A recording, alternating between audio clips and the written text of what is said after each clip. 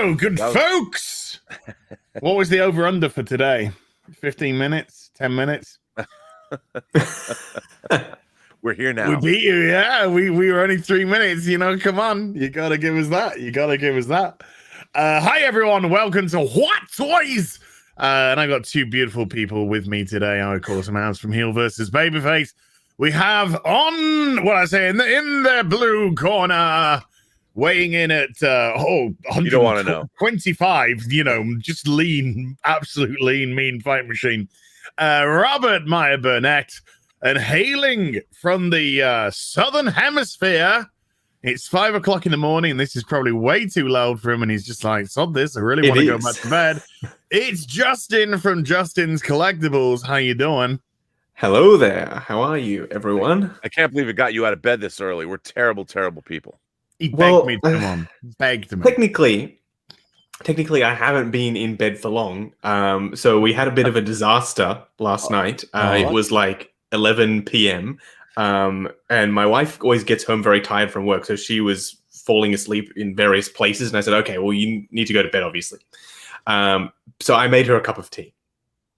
And then she was in bed with the tea. Why would you make her a stimulant when she's going to bed? I don't know. It's before you go to sleep, you have a nice, cup of tea. Hot milk. She fell asleep and then poured the tea all over herself and the bed. Oh no! Yes. And then that meant that we couldn't just leave it, obviously, because it's milk and tea. You can't leave it. That's bad. No. So anyway, we have a guest room. She proceeded to go to sleep in the guest room, and I finished just washing up the stuff at like 3 a.m. So I've had like 2 hours sleep. Wow. That's, yes. You're full of adrenaline. Oh, of course. Always. There's toys to talk about. How could I not be? If I were you, I'd be full of cocaine. That'd be the only thing I'd be full of right now.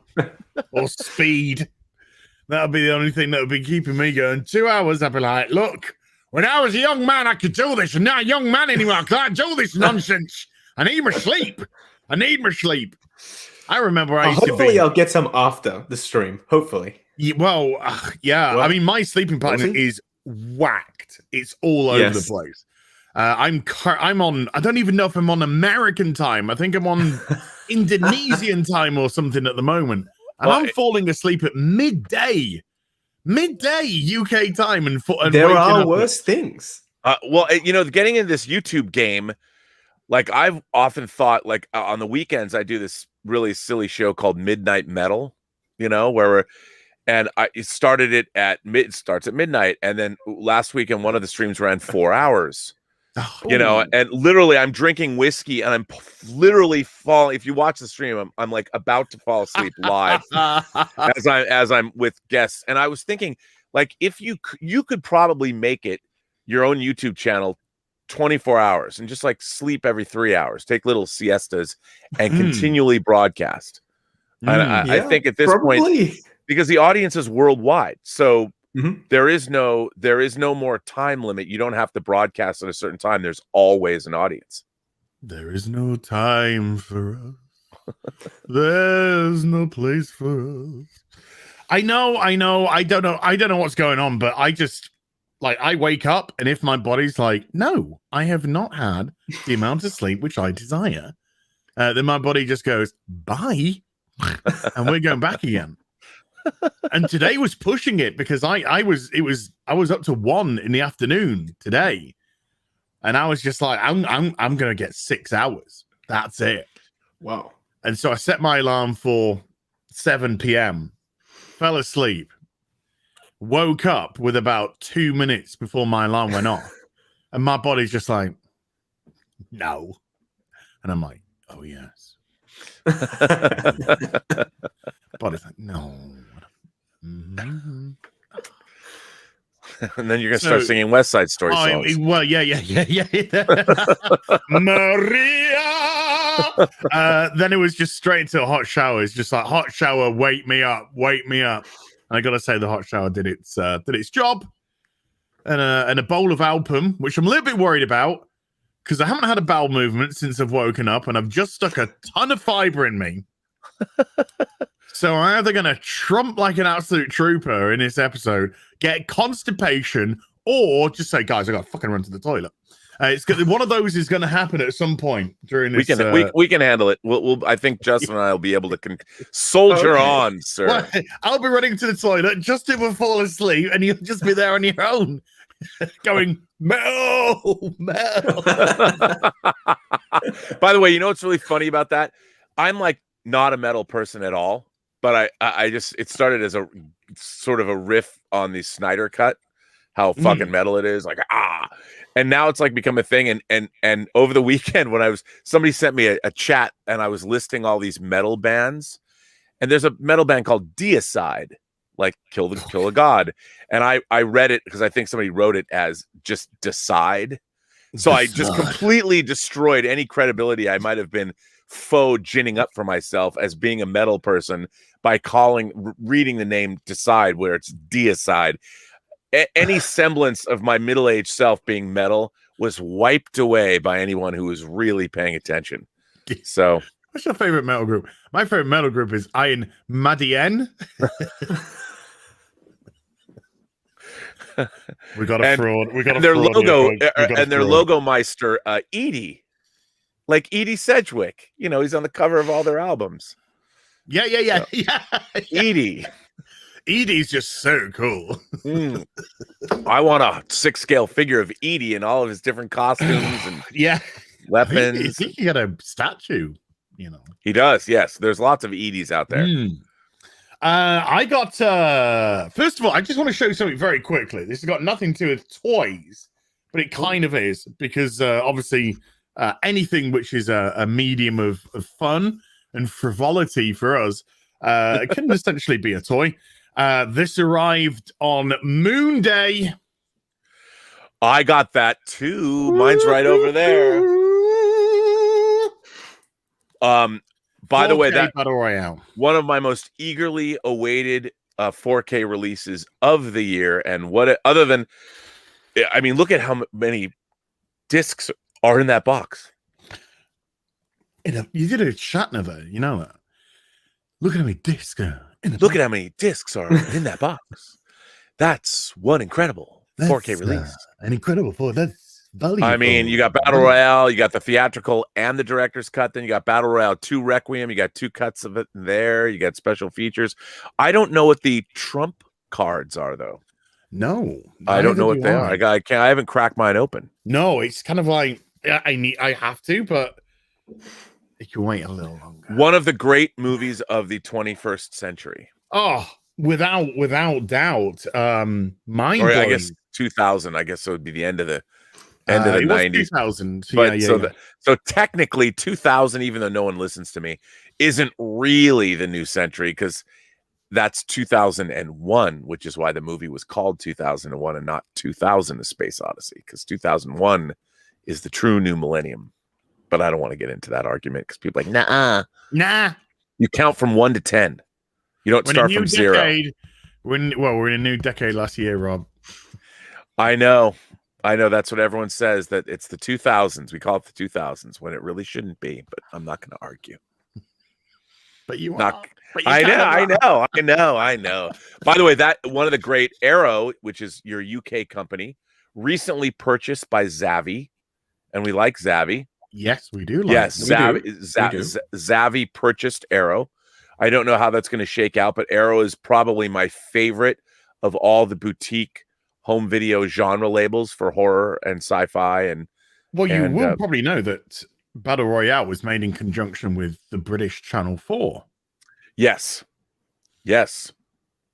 So and that's why we got it expedited over here in the UK, and it was actually on Channel 4, Film 4. Like a year after its release, 2 years after its release, which is, unbelievable. It is not a movie that plays well in America anymore. It's teenagers killing each other with guns and knives and machetes. The movie's not just violent. I mean, it's ultra. Oh, I know the movie is one of the commentary, which is incredible. And they've tried to remake it in this country for 2 decades. They're never going to remake that in America. Not, never happened. But boy, is it a great. Have you ever seen it, Justin? Battle Royale? I have not. Everybody needs to see Battle Royale. It's a I'll add it to my list. It is so much. I'm like Cap in The Winter Soldier. I'll add it to my list of old shit to watch. Marvin Gaye. Then it's got Battle Royale. Oh yeah, it's Battle Royale. Something you need to see. You'd love it. Okay, excellent. I will add it. I'm just under Big Trouble in Little China. You haven't seen Big Trouble in Little China, bruh? Come on, Sideshow made a 6-scale Jack Burton. I know. I need to watch it. I will. I'll get around to it. I promise. Have you seen Escape from New York? No. They made a snake. They made 2 Kurt Russell 6-scale figures. One from Escape from New York. Well, you young kids, you kids today. I know. The director, Fukasaku. It was Kenji Fukasaku. Yeah. So Fukasaku, he passed away during the filming of the second. Yes. He kind of like developed the second, the sequel, and his son took over the production. From what I can recall, I think it's Kenta Fukasaku is his son. There you go. And his son didn't get it. He didn't understand what his father was trying to do. No. And when his father, because his father knew he was going to pass away soon. And so he was trying, and he knew he was going to pass it to his son to finish this film. And he was trying to, I recall a story that they said where he was trying to explain what's going to happen in the movie to his son. So his son's got at least the beats to work off to create the movie. And his son's just saying, so we kill Nanohana Shorya at the end because he's the villain. And his father's like, no, he's not the villain. He's actually the hero of the piece. And his son just he couldn't get, but he's like, but he's the terrorist in the show, and he's fighting the government, and so he's the villain, and so it was this great little story of how his son just didn't understand the themes of the first film and couldn't really translate them into the second one. That's why the second one is nowhere near as good as the first. No, it's the difference between RoboCop and RoboCop 2. Yeah. Okay. Say no more. I've seen the RoboCop films. I know. Yeah. I know about this. It's Paul Verhoeven, and then it's Irvin Kershner, who's not a terrible director. He directed Empire Strikes Back, but the social commentary was it's the satire. It's with Verhoeven. It's satire. The satire is off the hook. Yeah, and same with Battle Royale too. Oh yeah, the satire it's incredible. It's funny. It's funny. It's dark. It's really dark. And so if you read the manga, so a lot of these stories obviously fleshed out with the characters. Yeah. Who we get to see little parts of, and it gets pretty fucking dark. It gets pretty dark in some places. And it's got moments of levity. It's got heroicism. I mean, I am just an absolute I'm just a bitch for Takeshi Kitano. He's just one of my idols, absolute idols, and I used to source out any Takeshi Kitano that I could possibly find to watch. And or beat Takeshi, as he's also known as, or many other things he's also known as. But I mean, that guy, what he's done throughout his career is mind blowing. Oh yeah, as a director, as an actor, I mean, as a performer, as everything. And he's great in Battle Royale. Great. He was in Zatoichi. They need to make a 6-scale. Maybe they did make a 6-scale figure of him as Zatoichi. I love that. It was a great film. Because I just sourced out everything I could. I think it was 2004. Yeah, something like that. About 2004-ish. But that was great. I mean, the production was great. The cinematography of that film was just spectacular. He's an artist. I mean, he is an artist. And I know Justin's probably going, It's 5 a.m, boys. What are you talking about? Yeah. I just want to fucking sleep. Shut the fuck up, show toy. But yeah, I mean, he just every time he's on the screen in Battle Royale, he's just stealing the show. He's just stealing the show, and you know, I'm not going to give anything away because I want people who have not seen Battle Royale. I need you to go and watch it right now, folks. Yes, you do. In 4K on Arrow's in 4K, yeah. Yeah, buy it on 4K, special edition, drop a 50 quid on it. And then yeah, it's just the ending segment with him is just spectacular. I can't go into it because there's just so many with the painting and everything. Oh my god, there's so many just incredible things. But I'm going to be discussing Battle Royale on Monday with Drink. He must love it. Oh yeah. Doesn't care too much for the second. No, the second one is not good. No, it's got moments, but it's moments. Yeah. It's bloated, it's too long. It doesn't connect with the themes, it doesn't understand the themes. Very muddled. Yeah, it's a mess. The second one is an absolute mess. The first one is simple, and yeah, it just says a lot about society and youth and you know, when you grow up and your inability to connect with generational disconnect, and it's phenomenal, absolutely phenomenal. So, Justin, I was watching a very nice video from you. Thank you. Folks, this isn't rearranged. This isn't arranged either. Dude, I watched that video. That thing is so dope. Yes. It is so cool. Yeah. Way cooler than I was expecting.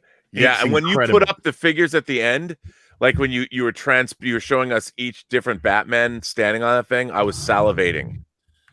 Oh, I was salivating when Ben Fleck went up there. Yep. Woo! Yeah, a lot of people said that was their favorite combo. But when this Catwoman review goes live, I have her like lying on this and her and Batman standing on this. So I reckon Catwoman might actually get that base. I don't know. We'll see. But yeah, the base is insane. Pliable. Really nice.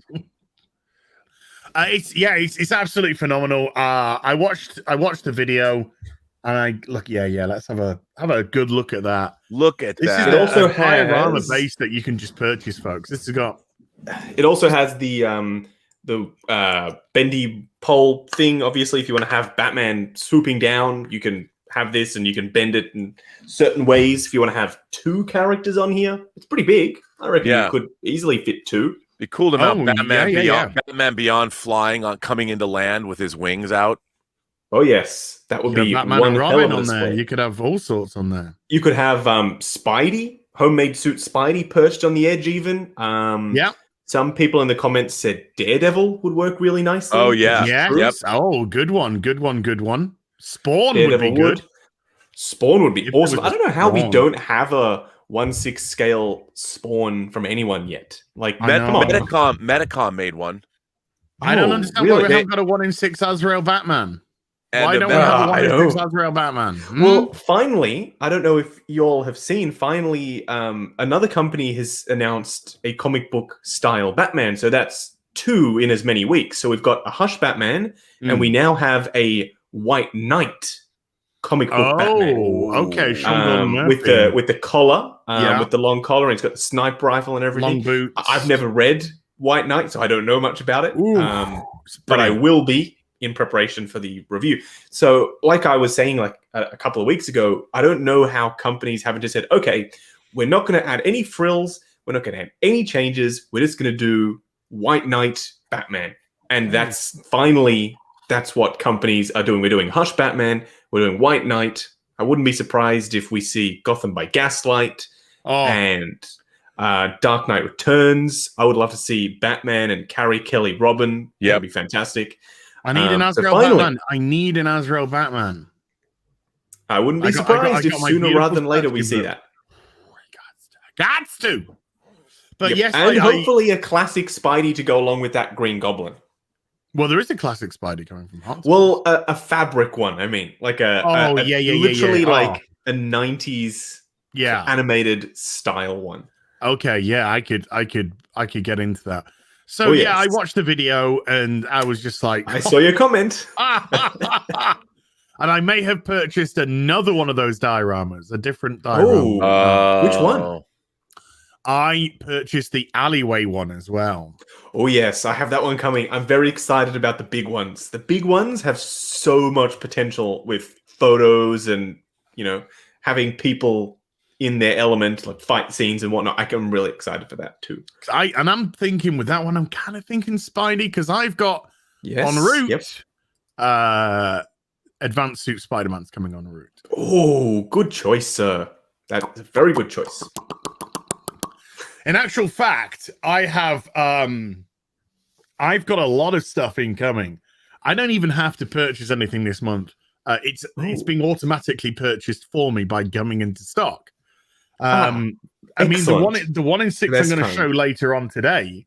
That I was perusing Toys Wonderland, which is rapidly becoming a den of iniquity for me. Yes, me too.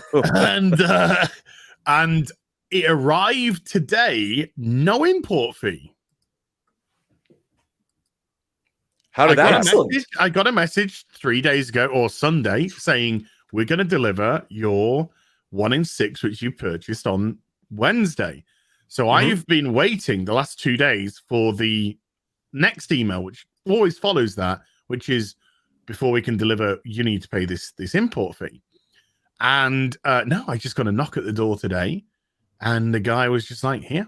And it was this big, I mean, the box was huge. I couldn't believe the size of the box. Marked as a gift, I guess, perhaps. I don't know, but super low value gift.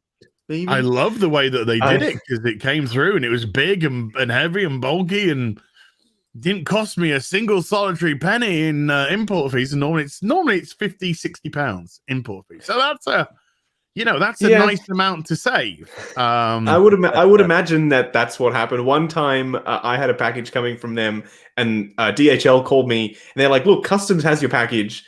All it says on the box is a toy gift for friend. We need to know exactly what's in this. And you can't have this guy just write toy gift for friend. What is in it? And I was like, oh, it's just action figures. And they're like, oh yeah, whatever, we'll just let it in. But he was writing up until that point, toy gift for friend on every package. But something like that happens and it makes you go back and say, okay, thank you. I shall give you some more business, sir. And then I took that 60 quid that I saved on import fees and I put it towards the base. And I think the gargoyle base in the UK, translated to UK money, came out at £68, around about there. And the alleyway one came in at about £90, £100. Look, for a diorama thing of that size, not bad. Not bad. And this I'm excited by because the gargoyle is incredible, I think. But it looks heavy. A numbered release as well. Like it's a limited release of 488 for some reason. Not sure why that number. But it literally, it's a numbered finite thing. And it is relatively heavy, but it's not, it's not Jazz Inc. heavy. But it is relatively heavy. Rob, could you grab your Vampirella and just show it off? People, somebody really wants to see a closer up. My Vampirella is just out of reach. I got to pick up her bat is missing. Her bat has fallen. Oh my god, her bat has fallen. But this figure, as you can see, is one great, and there are no joints. It is jointless because it's a Fison body with Caroline Monroe's face. And by the way, I don't know how they did this, but this cape, this material, like you can fold it over because it's black on outside. It's a beautiful cape, but it hangs like you can fold it and hang it like that so you can get that collar look, which is really great. I don't know how they did that, but it's terrific. I mean, I love this figure. This figure is really, really, really great. I love it. Bison don't get enough credit for their outfits. I think they do a really good job with their outfits. They're making the outfit for the upcoming Sideshow Harley as well, because they're doing the body. They're also doing the outfit. So I'm curious. It has this like shiny-ish texture about it. So I don't know. We'll see what it looks like. It should be out like now. It says May to June, right? So it should be out. Well, what's so great about these bodies, the Fison bodies, is like a matte finish. They're not like hard. They don't look like hard plastic because they're what would you call it? They're rubbery bodies. Rubbery silicon combo type deal. So you know what they use silicon for. They make all kinds of crazy things for that. Oh, I'm sure they do. But so it really is nice, and they have like a metal armature in them. Yes, and so they're heavy, and they. As a matter of fact, I've got I'm supposed to have my damn Freddie Mercury, and I have this waiting to get Freddie so I can put him all together. Oh, put Freddie's penis together. Yeah. With Freddie's penis. Yeah, which is 3 penises. Of course. Peni. Shall we discuss this Catwoman briefly? Speaking of Fison bodies. I've just got a little bit of news to all right, let's talk about the news. Just a little bit of news, just a little bit of interesting news before we go into the other sort of news, but this is just a little bit of interesting news. My Justice Mobile is on the way. Oh, it was shipped. Dude, you're going to get it like in a day. I've had my shipping invoice. I've paid my shipping invoice. Justice Mobile plus Justice expansion pack or whatever to get the cannon and the other stuff for the Justice League. All the justices. So the 1 in 6 Justice Mobile is on its way. Maybe it might be here for next week. That's exciting. They do it fast. Oh, well, he was great because I contacted Jazz Inc. and I just said, I've been paying off a Justice Mobile. I paid it off. And I just said, just on the off chance, do you have any spare Justice Assembly kits? And I said, because I missed the boat on that. And I'm just wondering if, somebody had dropped out, whatever. And then I didn't hear anything for about a week and a half. And then I just got this email saying, you're in luck. You're in luck. So I snapped that up, and then within a day, I think of that, I got the shipping invoice. And it was, I don't know if because of all the Brexit stuff, I don't know if I'm going to be paying import fees. But I thought I thought delivery was exceedingly reasonable. Exceedingly reasonable for the size. For something of its size, I would imagine, yes. Yeah. Well, I see your Justice Mobile and I raise you 1 Jazz Inc. Millennium Falcon cockpit. Are you getting yours shipped? So for those who haven't followed along with the saga, I don't think you guys know what happened. I had one of the first prototypes. One of the first prototypes out of China was sent to me to review, but it was destroyed in transit. One of the back panels completely smashed. The lights weren't working. Multiple chairs were broken. And this was maybe November last year. So it was ages ago. And then they've made a whole bunch of improvements since. And this is technically my replacement, has now finally just been sent. So, yes.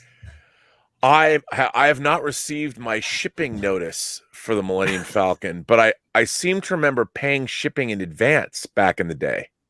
I'm sure I'll get another shipping notice. I don't know, but obviously my land speeder is still sitting here from last week, which I love. Oh yes.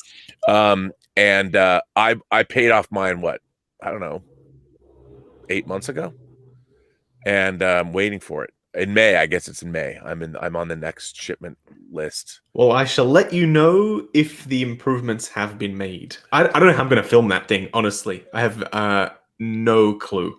But we will find out, I suppose. It should be here. It says it should be here today, but it's in Singapore still, so I highly doubt it.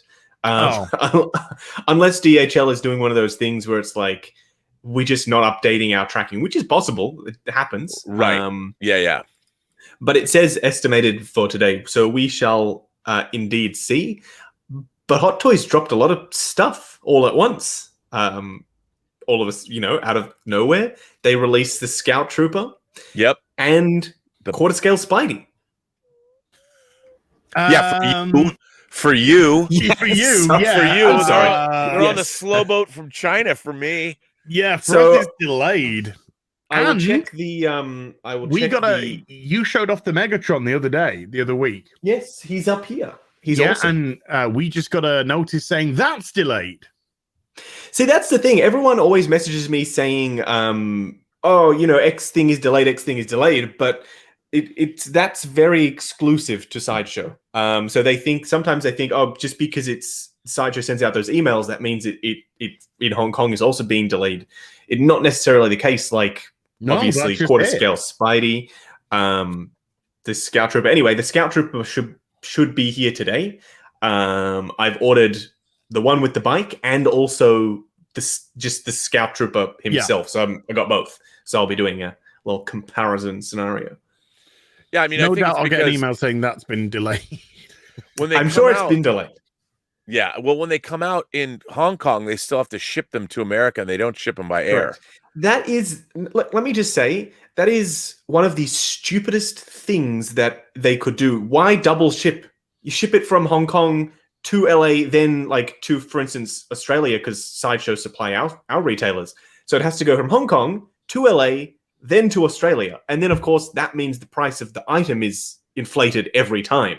Right. So how is it not shipped either direct to customer if it's ordered online from the Hot Toys warehouse in Hong Kong to the customer's doorstep to save on costs and having to warehouse in LA and all this sort of stuff?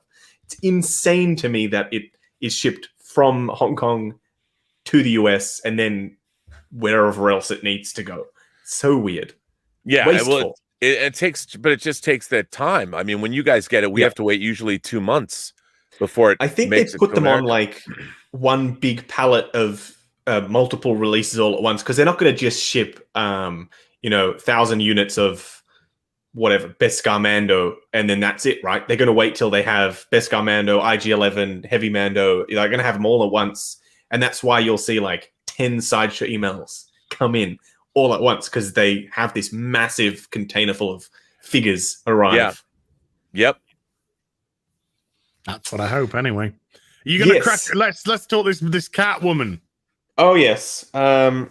So Catwoman review shall be coming soon. But I was filming. I film out of order for those of you who aren't aware of my process.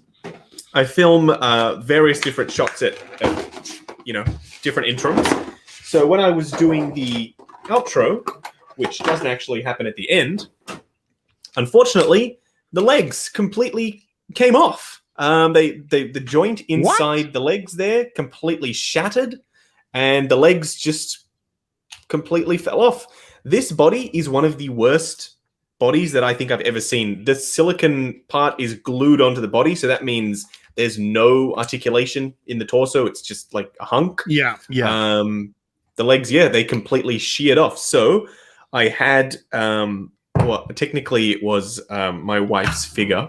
And I did message her and say, can I steal the body from your Audrey Hepburn breakfast at Tiffany's lady, and I will replace it. Wow. So I had a Fison there, and I said, look, I need to finish this review. I need a body. So I popped that Fison body in this Catwoman, and wow, that figure is never getting this body back, that's for sure. It looks great. Yeah. It looks insane. She can now actually move and hold a pose. And I wanted to, call me prude or whatever, but I wanted to do the catsuit up all the way to make it more comic book classic, because the Sideshow one has it down all the way, well, which isn't very Catwoman-y. Well, Justin, I'm going to have to correct you, sir. Oh. That version of the Catwoman outfit, there's even an image of it. She actually, she wore As you can see. She did wear it showing cleavage. She did, but I wanted the more hush kind of look for it, if you know what I mean, with the zip all the way. You can still move it anyway. I can easily pull it down to reveal if that is the case. We all know what's there. We do. Fison is very seamless, let's just say. But yeah, mine is exceedingly flimsy. Yes, you will need to do the body at some point. It's not like if you are planning on moving those legs ever, like this is a thing that happens apparently to every single one of them. So apparently you will need to do that. Also, the neck joint went, so now it's just like a limp. Wow, and that was brand new. It was brand new. I thought that the guy had ripped me off because I was like, "There's glue all over this. Like, what the hell?" But I looked it up, and no, this is just the quality of these bodies from 2014 when this was made. So older release. This obviously has been sitting in a box since 2014. It didn't fare so well, but at the very least, it came together nicely on the Fison, and it looks great now. It looks great fantastic. now. Yeah. So I'm happy with the end result. Which body is that? I don't know. That's the thing. I was planning on ordering an S23B for this purpose because it looked about right in terms of the proportions, if you know what I mean, to fit in the suit. But unfortunately, I was forced to use whatever that Audrey Hepburn's body was that I had there. All I know was that it was a Fison. My friend gave me a Fison body for Christmas or whatever, and we upgraded it for Steph. But yeah, it fit somehow, and the skin tone matched enough, so I was happy about that. And now I have an actual posable Catwoman. I am thinking about removing these harness pieces though on the belt. I don't know if they work 100% for me. Maybe we shall see. They are. I mean, when mine arrived, the strap on the left-hand side that was broken. Damn. So I need to have that glued together. Yeah, I have to say I was exceedingly disappointed with the quality. I love the Catwoman. Yes, the heads are a bit. For back in the day, they were maybe okay, but I have to manually focus, of course. Thank you, camera, which is supposed to have great autofocus. That, of course, it does not. There we go. There we go. It's very doll-like and very flat in terms of the paint applications on the skin. But the eyes are too far apart. They're way too far. And the eyes are very far apart. That's why she's wearing the goggles. Yeah. Because the eyes are too far apart.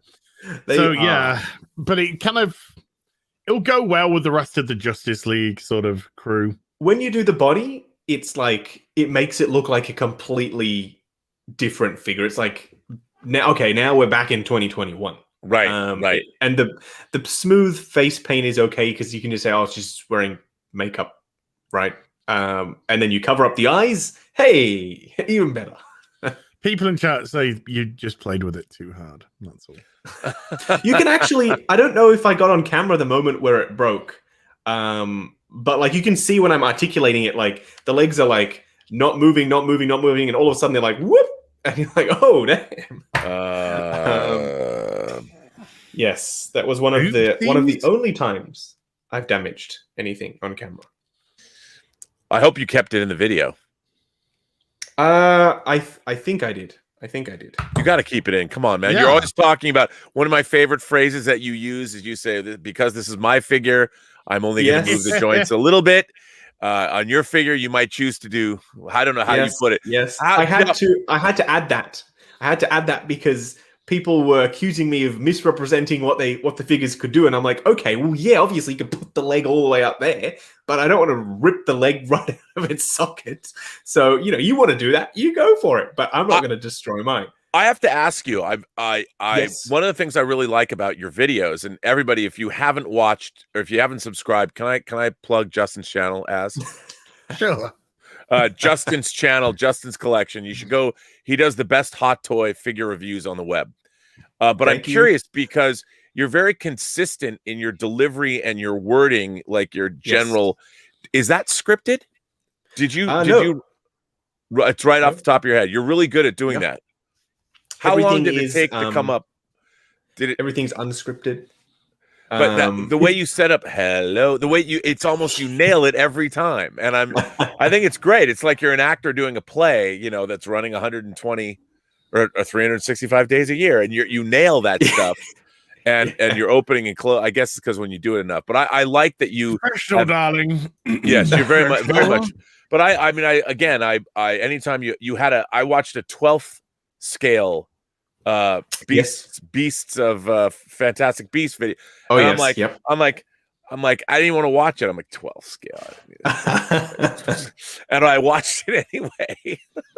Well, thank you, first of all. But yeah, it's all unscripted. Someone commented recently, and I get this a lot, saying all my videos are the same.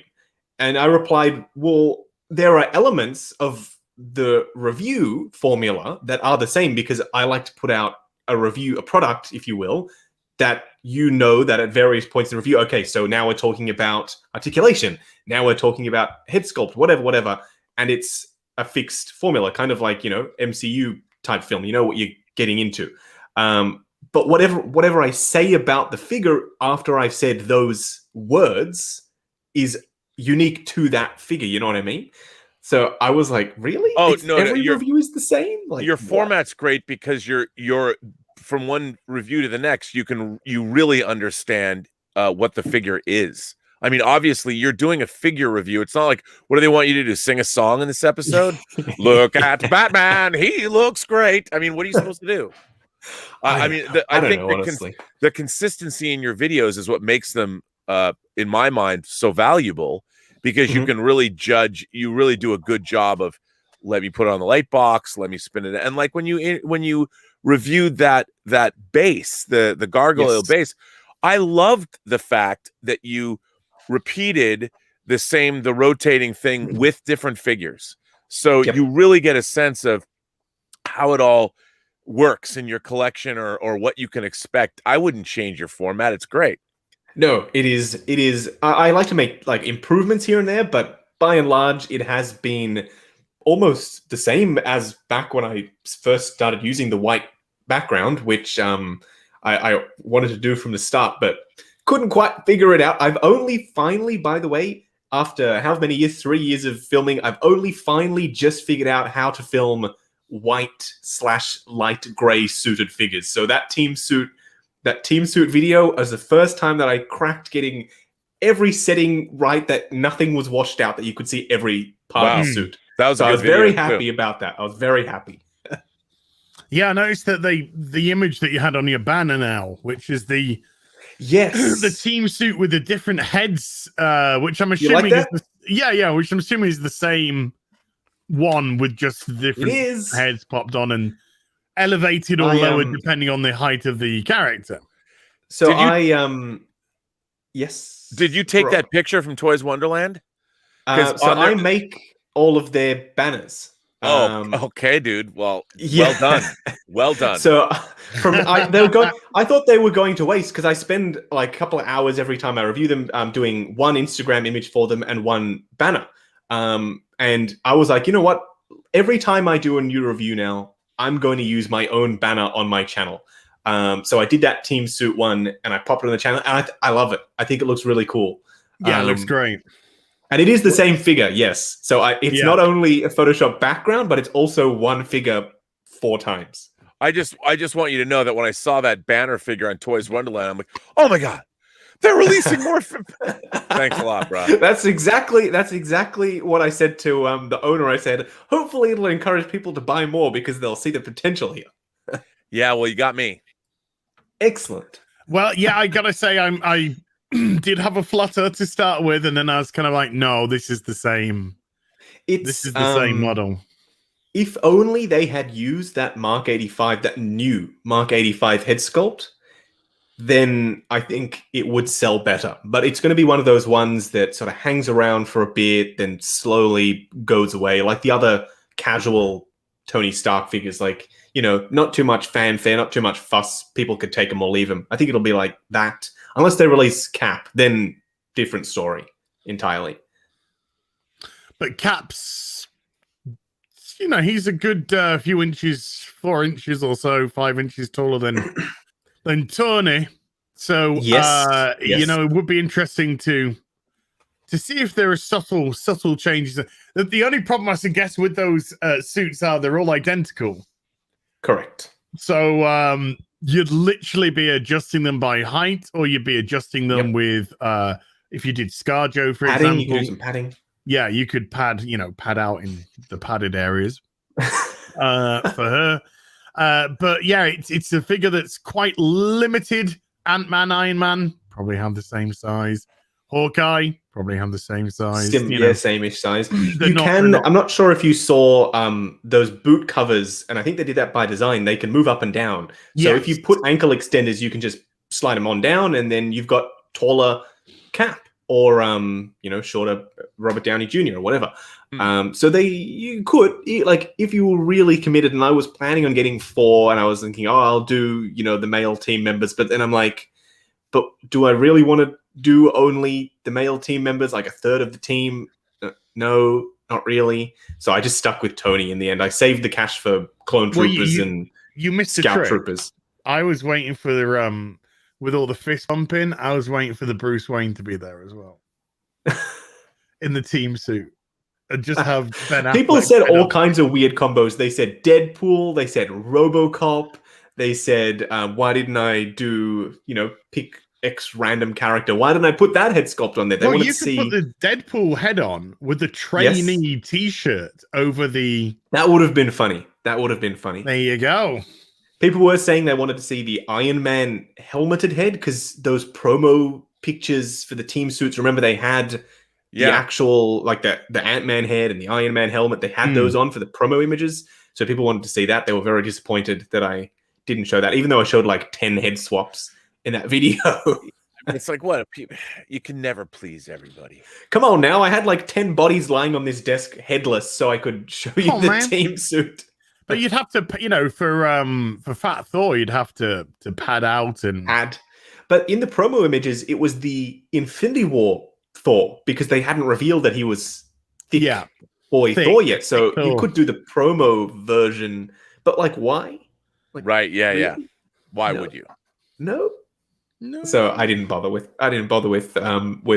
those. But yes, a huge derailment for what you were saying. Unscripted. And I've only just now cracked filming lighter colored figures. The ultimate test will be this Scout Trooper, I think. Yeah, and all that reflectivity too, the reflexive armor, and because that bike is pure white. Like, it's not even off-white, it is like bluish white. Like, it's Colgate white, let's call it. So we will see. I'm dreading having to put that IG-11 on that bike. Thank you, Az. Not scripted once again. It's amazing. You just have Colgate right there next to you. I love it. Love it. Don't ask. Ask no questions, hear no lies. Reese. I'm going to show a couple of things off. I'm going to leave the one in six to the I'm going to show a couple of things off because last week I started the video game releases have started to come in. I showed off a couple of Dragon Quest 5 beautiful pieces, and arriving this week, another one in the same beautiful box. Wow, I love that gold foil. Oh yeah. All the boxes are the same in terms of how they look, and they're all metal. Very nice. Classy. Magnetic, I should rather say.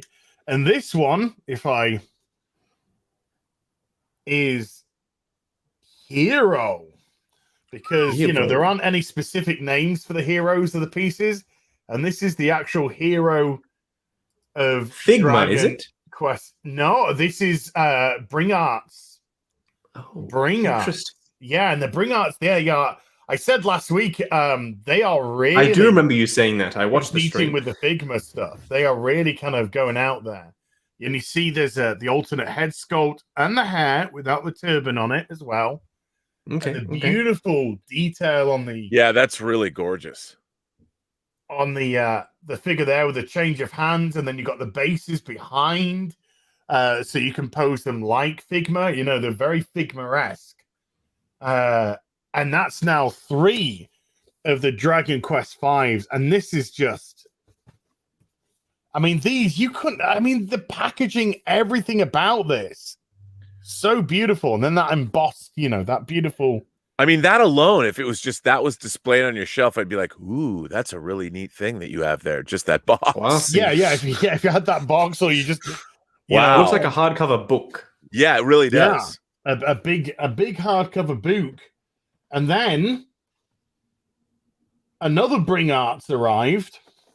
Different packaging completely. This is not Dragon Quest. This is, and some of the audience might get excited by this. This is Final Fantasy 14 online. This is the online Final Fantasy 14 game, and the figure is the release of the Ishtola.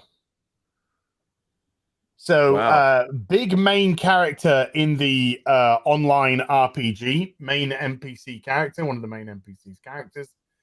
And then in there is Y'shtola, who is shown here. And then if I flip over to the back,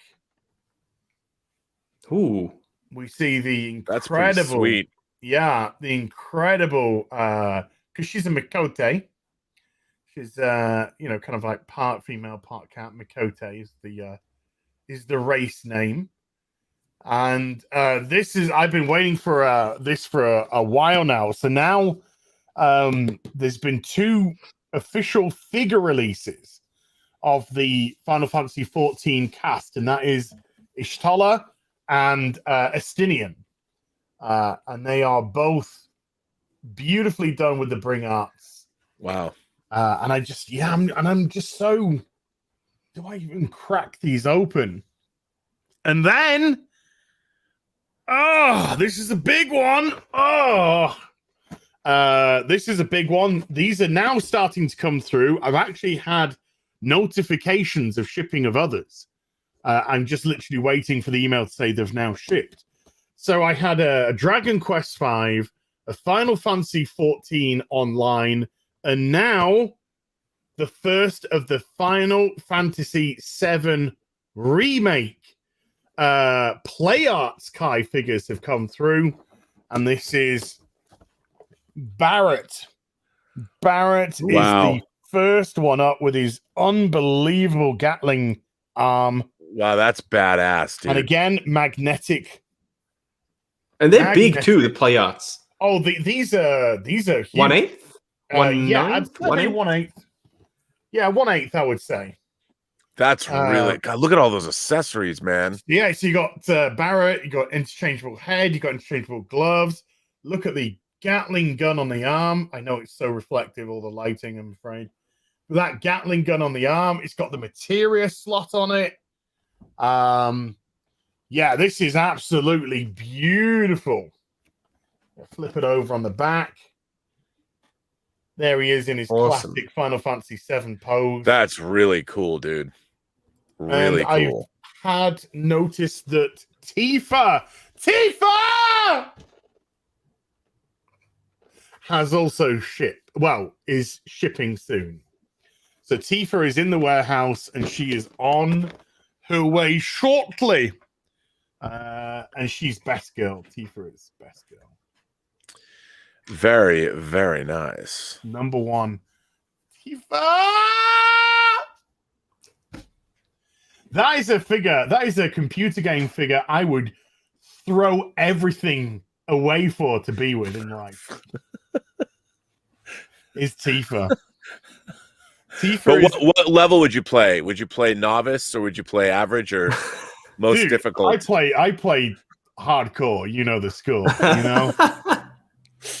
We're not mucking around here. We're not mucking around when it comes to here. I'll show you the absolutely gorgeous Tifa from Final Fantasy VII. No, I don't want a Pinterest. Fuck off, Pinterest. Worst website in goddamn history ever created. Let's just pick a good image. God. Oh, well, that's too good an image, I'm afraid. Let's just grab. Should we grab this one? Here we go. Let's just douche. This is relatively modest. So we have Tifa on the right. This is Tifa. This is our Tifa. Oh, I see what you're saying. She's dude. This has been a woman of my life since 1997. You know, when she was just a pixelated. Yeah. She was just. Yeah. I liked her when she was 8-bit. She was still good. I've got an 8-bit version of her. I'll bet you do.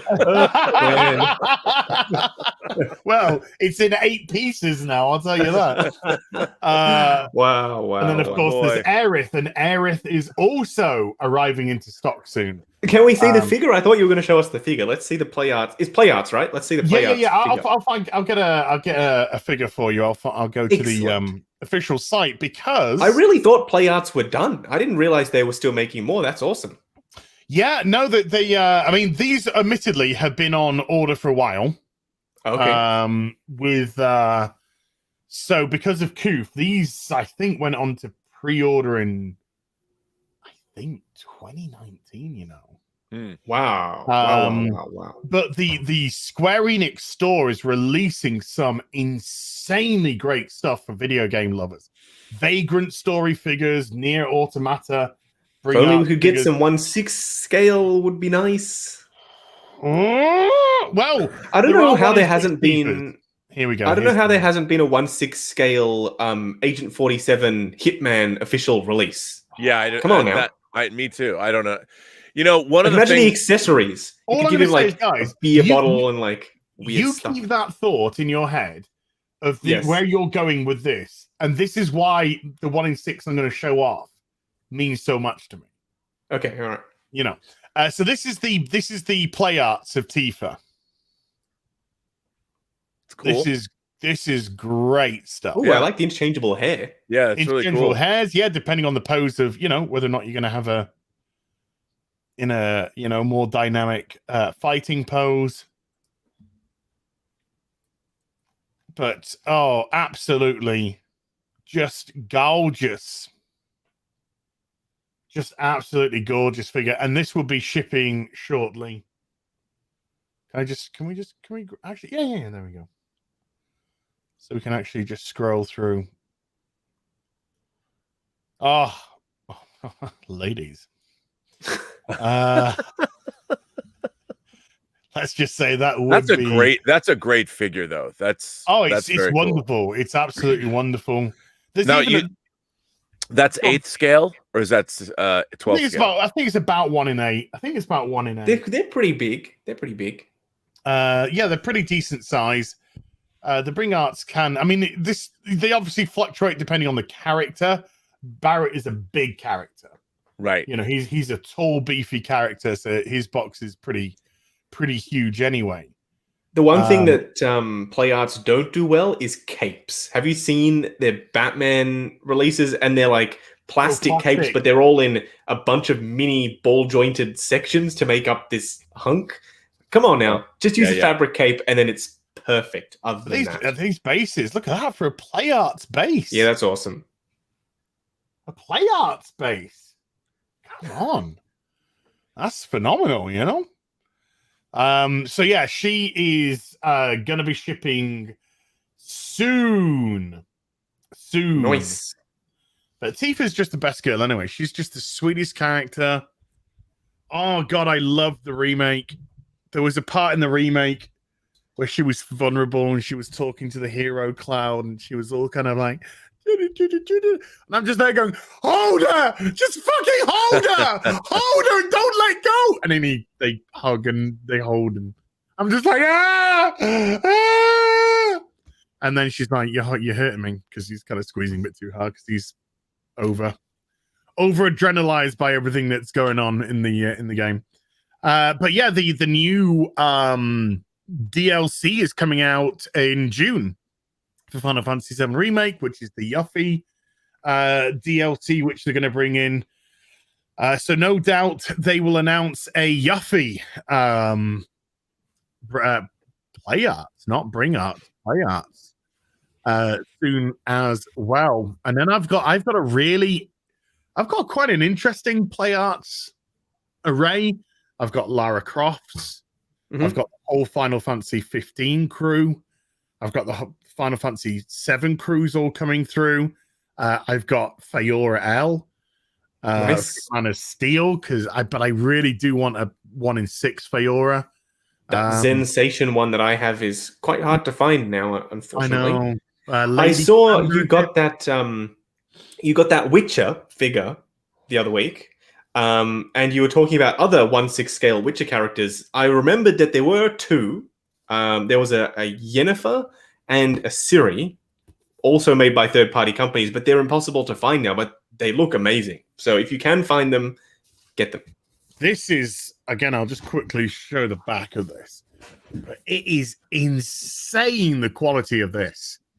Nice. And the head sculpt, I love. I love the head sculpt. When you see it, it just feels perfect for the world of Geralt, and that. Oh my god! Awesome. And it's now, if only we can get a Henry Cavill Witcher, please. Someone, come on now. Where is that? Yeah. Henry Cavill head. You know, we could take the head off and have a Henry I'm Cavill. surprised no one's made that figure. Yeah, it's a crime. There are so many great Netflix shows, Umbrella Academy, Stranger Things, that I think would translate really well into 1/6 scale figures. Yeah, but I think they would have if they didn't get second seasons. I think if it was just the first season, then I think there would have been a huge interest. But I think after like the Umbrella Academy second season, it kind of fell off a cliff. And the same with Stranger Things. The second season was just the first season, a repeat of the first season. And I think the interest is kind of waning with those shows, whereas they were really white hot to start with, and just never taken advantage of. Lego does a Stranger they do set, which looks really cool. Yeah, I'm kind of tempted to get that. It's awesome. It is awesome. So you can literally flip the whole model around, and there's like a car even that's upside down in the upside down, and when you flip it around, like it's just hanging there. You know, how does this even? It's so awesome.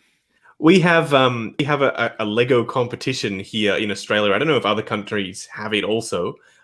We've got a show that's on once a year where they compete and build like these insane Lego models. It's called Lego Masters. And it's on now. And last year they did a Star Wars episode. They had this huge room full of Star Wars models, and they had this Star Wars challenge, had to build a ship or whatever. So I'm hoping, because next week is May the 4th, I'm hoping that we see a Lego themed episode again. I'm hoping. Do you think we're going to get any Hot Toys announcements on May the 4th? 100% guarantee you will at least get one. Do you know what that might be? I mean, do you already know and you can't tell us? No, unfortunately not. I do hope that it's Clone Wars Obi-Wan, though. Because, like, Anakin, we've got Anakin. You can't do Master and Apprentice with just Anakin. That Anakin and the Stap is really cool. It's awesome. The Jedi fighter, for fuck's sake. I wish. And then you have to do two of them. Then you would have to do two. I want them to aren't they? They've got different colors for the different Jedi. So yeah, red and yellow, and Yoda's is green. If you want to do Yoda's, can they please release Dark Anakin again as a convention? Dark Side Anakin. Because I ordered that from Sideshow. I was paying it off, and they just told me, "Oh, we don't have any more. Sorry." Oh, and canceled my order. Damn. It was there for the longest time, and now it's like $1,000. It's like, come on, bruh. Come on. God, I love you, Tifa. Sorry, guys. You May the 4th, yeah? May the 4th. May the 4th. Yeah. I wouldn't be surprised if we That's see my favorite Star Trek day. Yeah. Clone Wars Obi-Wan. Or maybe just a regular old white stormtrooper, perhaps. Maybe. Nobody likes a regular white guy anymore. Okay? So, let's just get rid of that. Right, I'm going to show it off, and then we're going to show something. We're going to show some images from Robert. But I'm going to show this off now. the conversation organically went to a very interesting place because we were talking about why can't we have this and why can't we have that? And we know one of the reasons. One of the reasons is a lot of the stuff which we're talking about is pretty obscure. Right. In the grand scale of things. Very much so. We're in a niche within a niche within a niche. Exactly. Yes. That's the place to be, though. Yeah, yes, when course. something, yeah, That's when where the something, party When is. they've got officially licensed Hot Toys hats, then you know.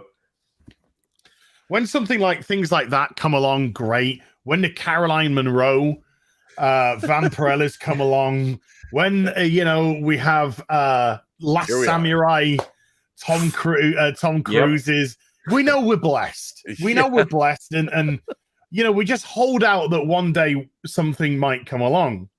Now, in 2018, a video game released, and I thought it was great, as they do, as they tend to throughout the year. A certain video game released, and I absolutely fell in love with it. And this is with just kind of before everything started to click for my channel. And I was just like, I was playing it at some ridiculous time in the morning, and it was just so difficult to put down. And one of the beautiful things about this game was the amount of choices that you had were insane. And these choices legitimately had consequences as to how the game would turn out. And you were playing 3 characters. Your story would jump from one character to another character to another character, depending on the segment of the story that you had finished. Now, you could say certain characters were stronger than other characters, sure. But this game all came about because of some literally a tech demo that was put together. The chat are already onto this. The chat are already all over this. There was a tech demo that came out, and people were so impressed with the tech demo that the company incorporated the character from the tech demo into the video game. Mm-hmm. However, no matter how good that character was and how sort of interesting that character was, there was for me a breakout character in the game. And the game, as the chat are well over this, is Detroit Become Human. Yes. And the breakout character for me was Connor, the android. Oh, you got Connor. Nice. The android negotiator. And so I love that figure with the diorama. The diorama is insane. How good is that? Oh, I mean, his head's fallen off. Wait, you got to go full frame on that, Az. I want to see this figure. Have to show. I'll show off the diorama first, and then I'll show off the figure because they are. He doesn't stand. He doesn't lock into the base. So this is the diorama, which is going to spell out "I am." That's going to be alive. But obviously they're cutting it off. You have the police crime scene numbers there. You have the beautiful brick wall. You have, because of the interactions of the video game, you get these pop-up interactions. That's really cool. You have that should have been done with every PS4 Spidey figure. I don't know why we didn't get stuff like that, like the quick time actions and all that stuff floating. But you can swap that out. You can swap that out for a quick time action. So you can swap that out. Press X for negotiate. Press circle for execute. So you can swap that one out. It also came with a fish, and also a like a scanner. When you scan, because you're an android, you can scan. And it scans. You have interchangeable hands that show android blood, the blue blood.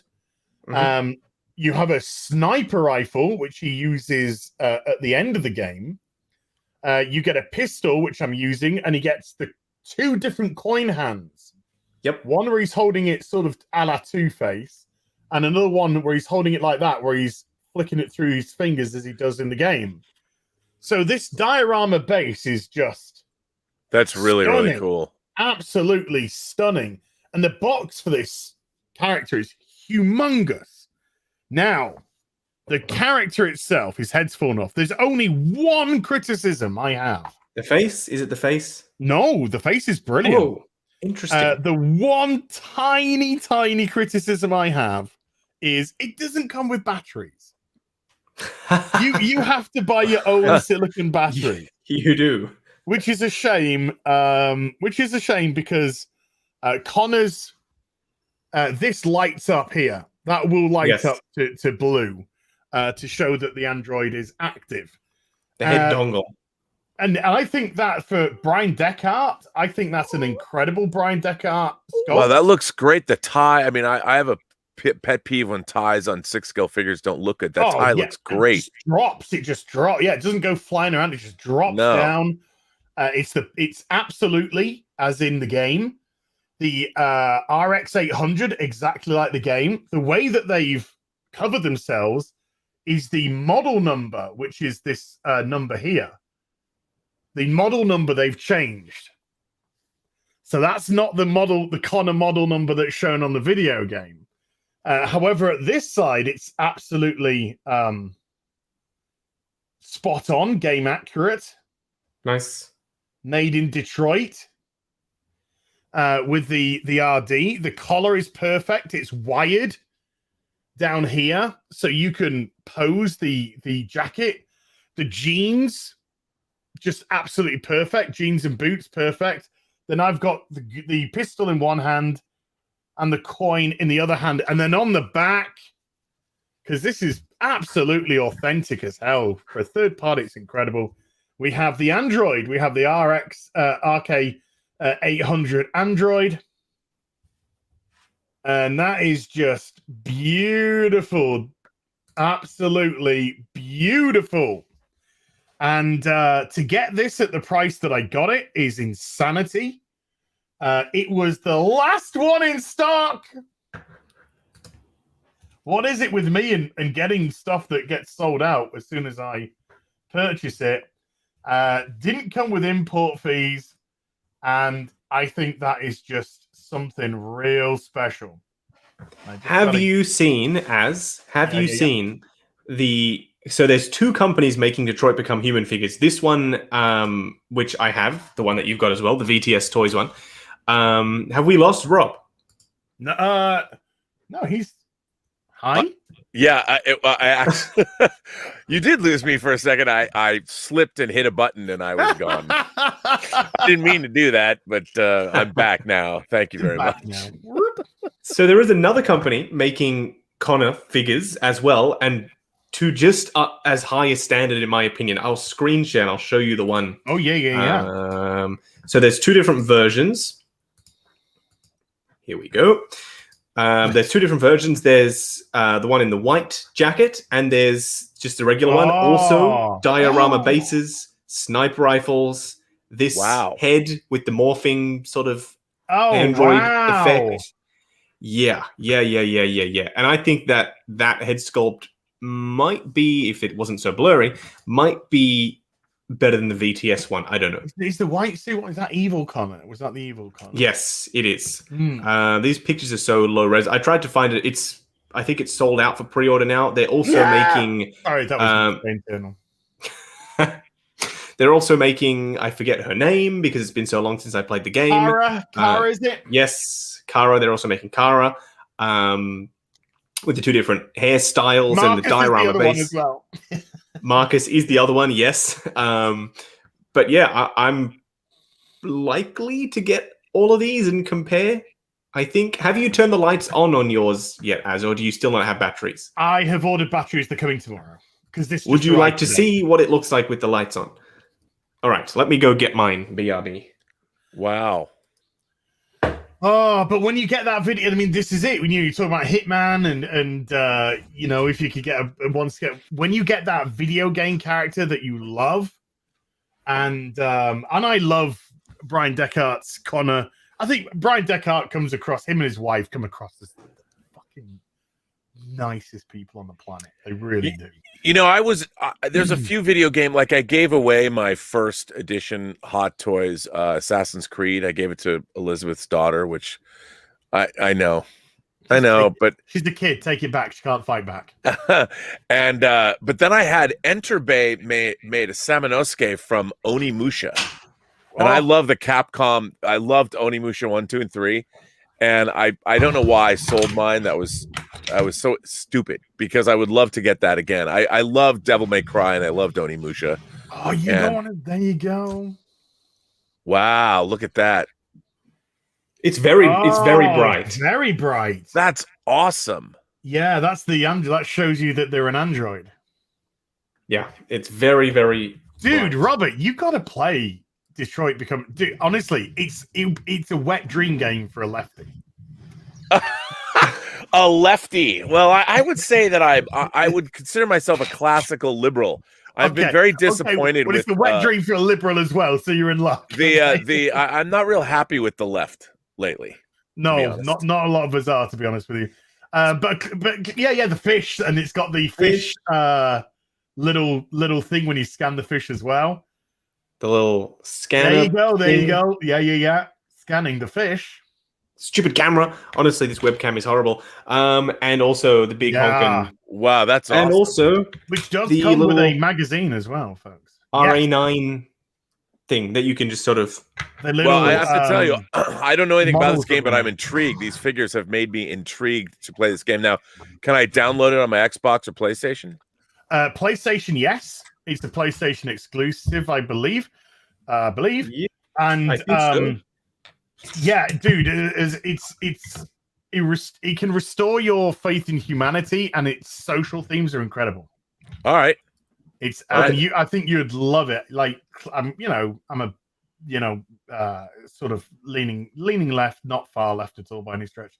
Centrist leaning left. It's just I thought you were a white supremacist, Az. Yeah, well, so I've been told. You know. So I've been told. It's like in my spare time. Yeah, of course. In my spare time. Of course. But yeah, it really does tackle some, huge social themes and legitimate identity themes. Not Twitter identity themes. Legitimate identity themes. It's so good. And the choices legitimately impact how the game.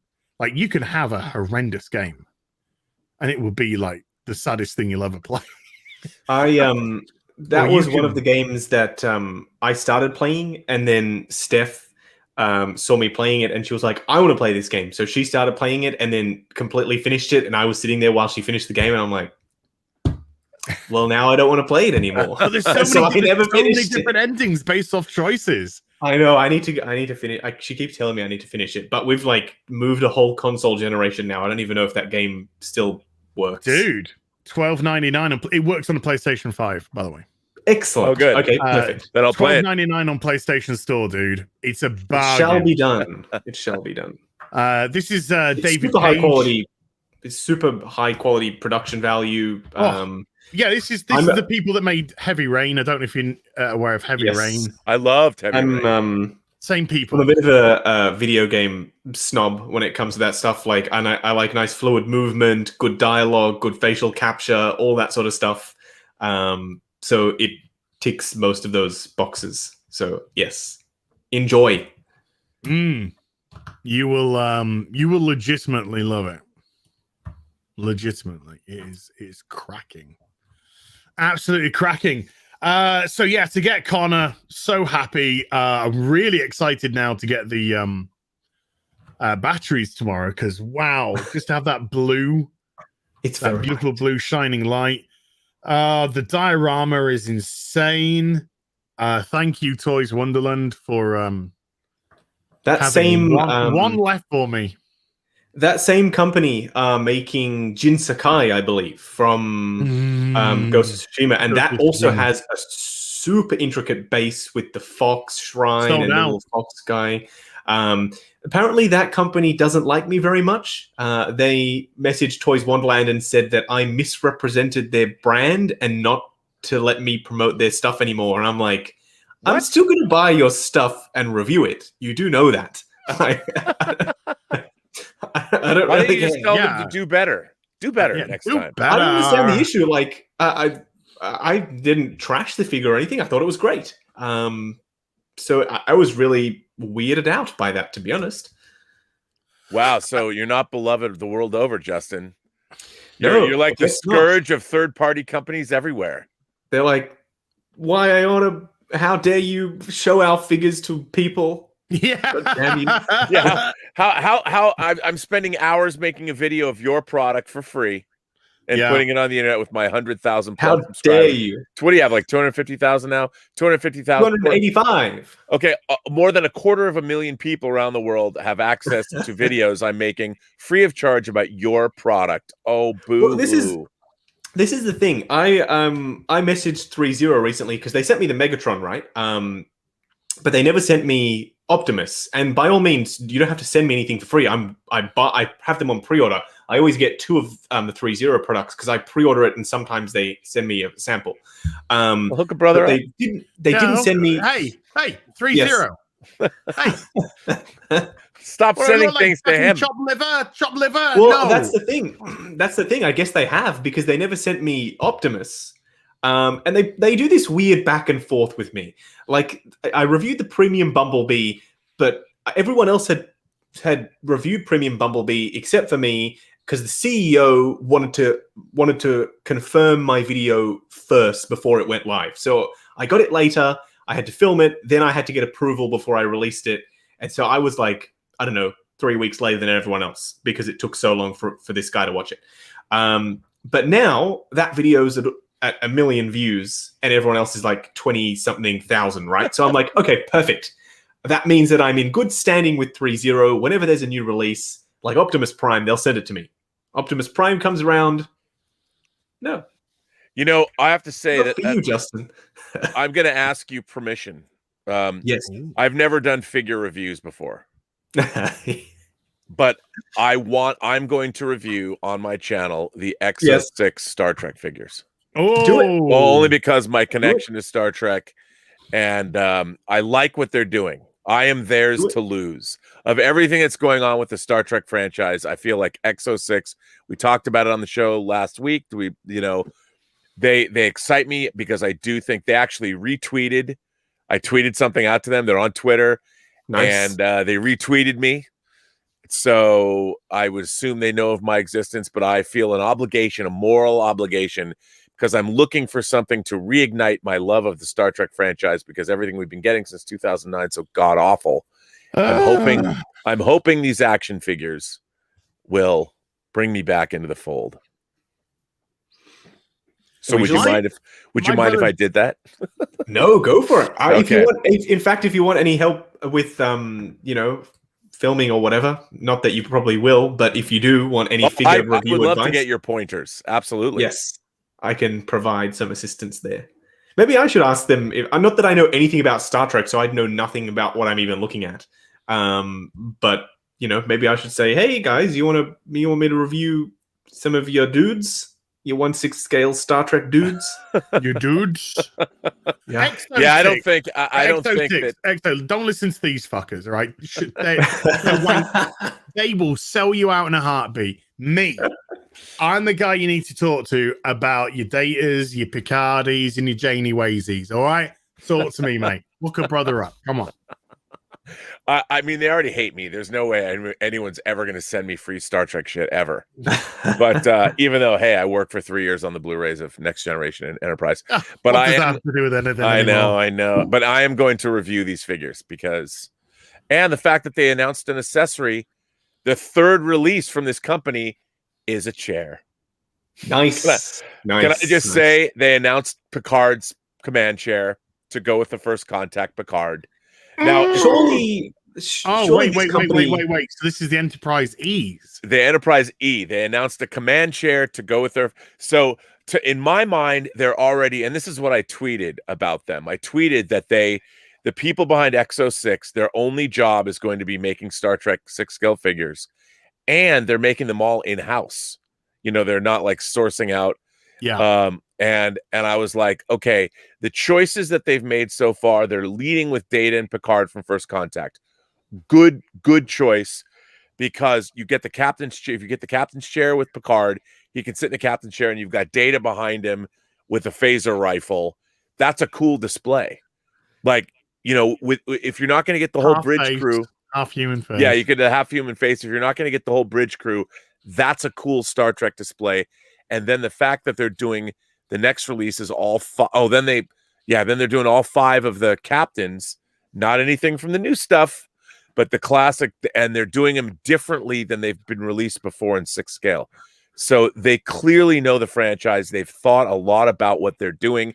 And I think with those releases, as long as they're good, they really know what they're doing. And that gives me hope. So I got a question. Have we had any confirmation on this Pike? No. Or are they, you know, playing with his balls? They have not, you know, but maybe that was, the hair might have looked darker, but we saw in the assembly line that was definitely Kirk in his green wraparound tunic that they've announced on the assembly line. Yeah, but that picture was definitely I know Pike.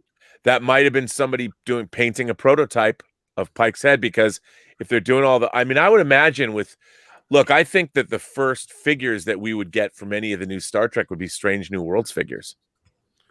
No, you need established.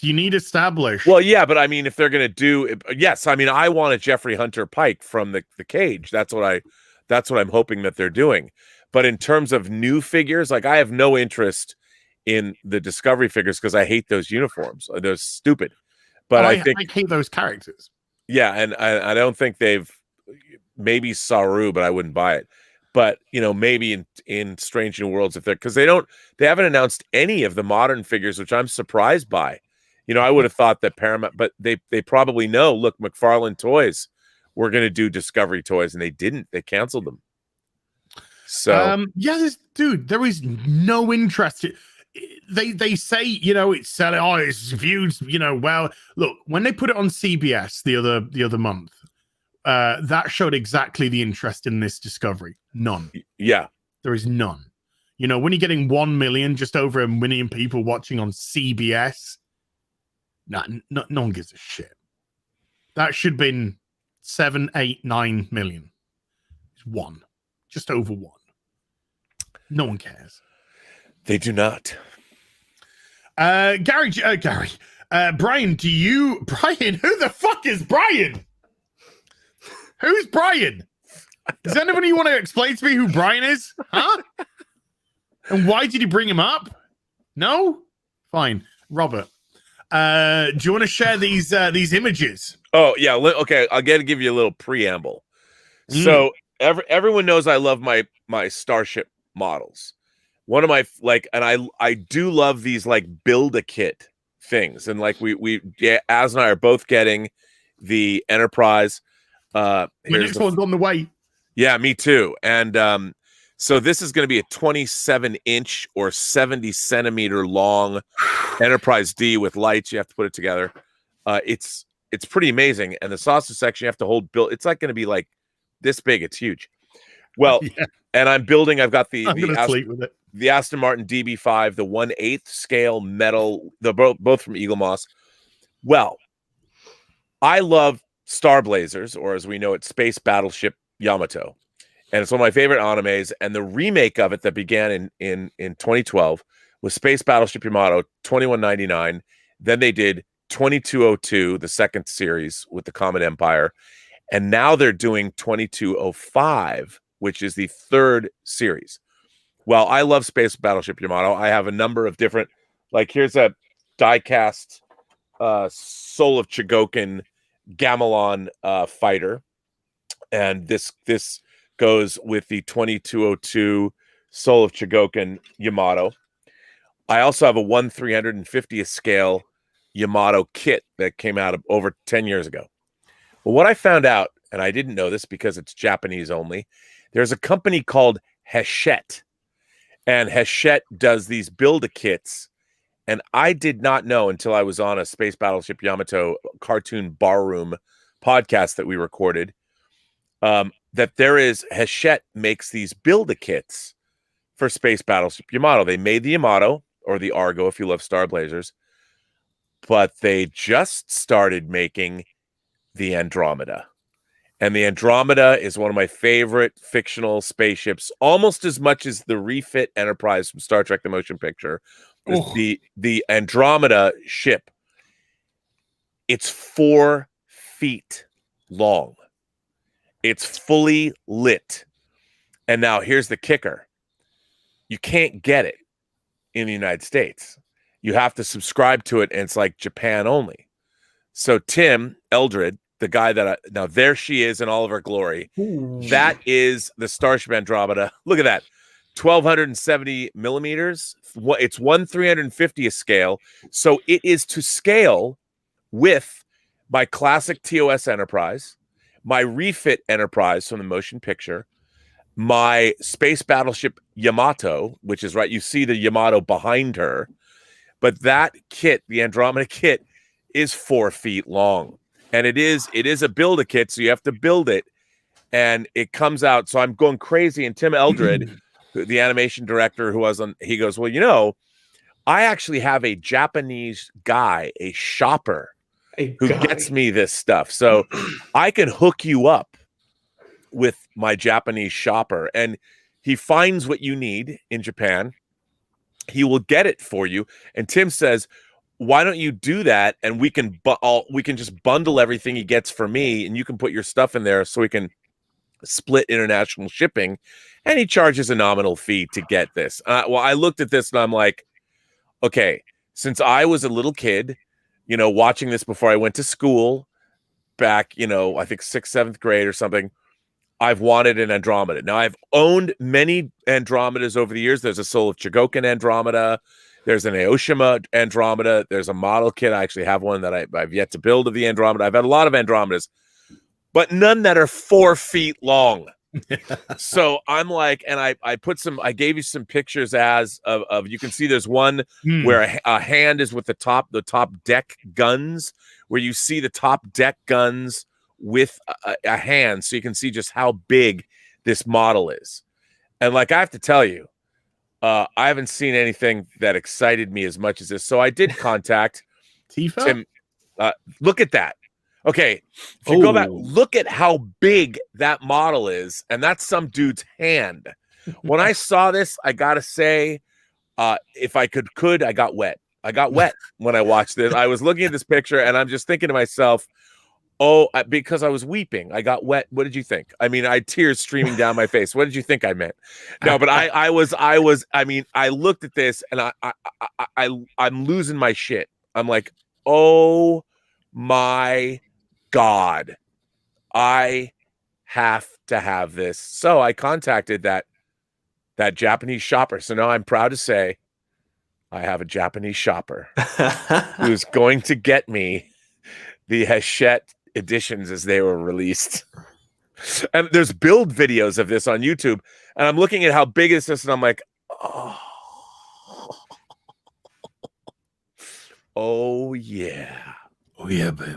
So I mean, I look at this and it's like, I love spaceships, but this is one of my favorite. You know, you always want bigger spaceship models, you know, but this is wow. Yeah, we want bigger and bigger until we eventually have the real thing, and we walk around the real thing going, oh my God. Yeah, but the amount of money this would cost is so obscene. But I'm like, you know what? You live once.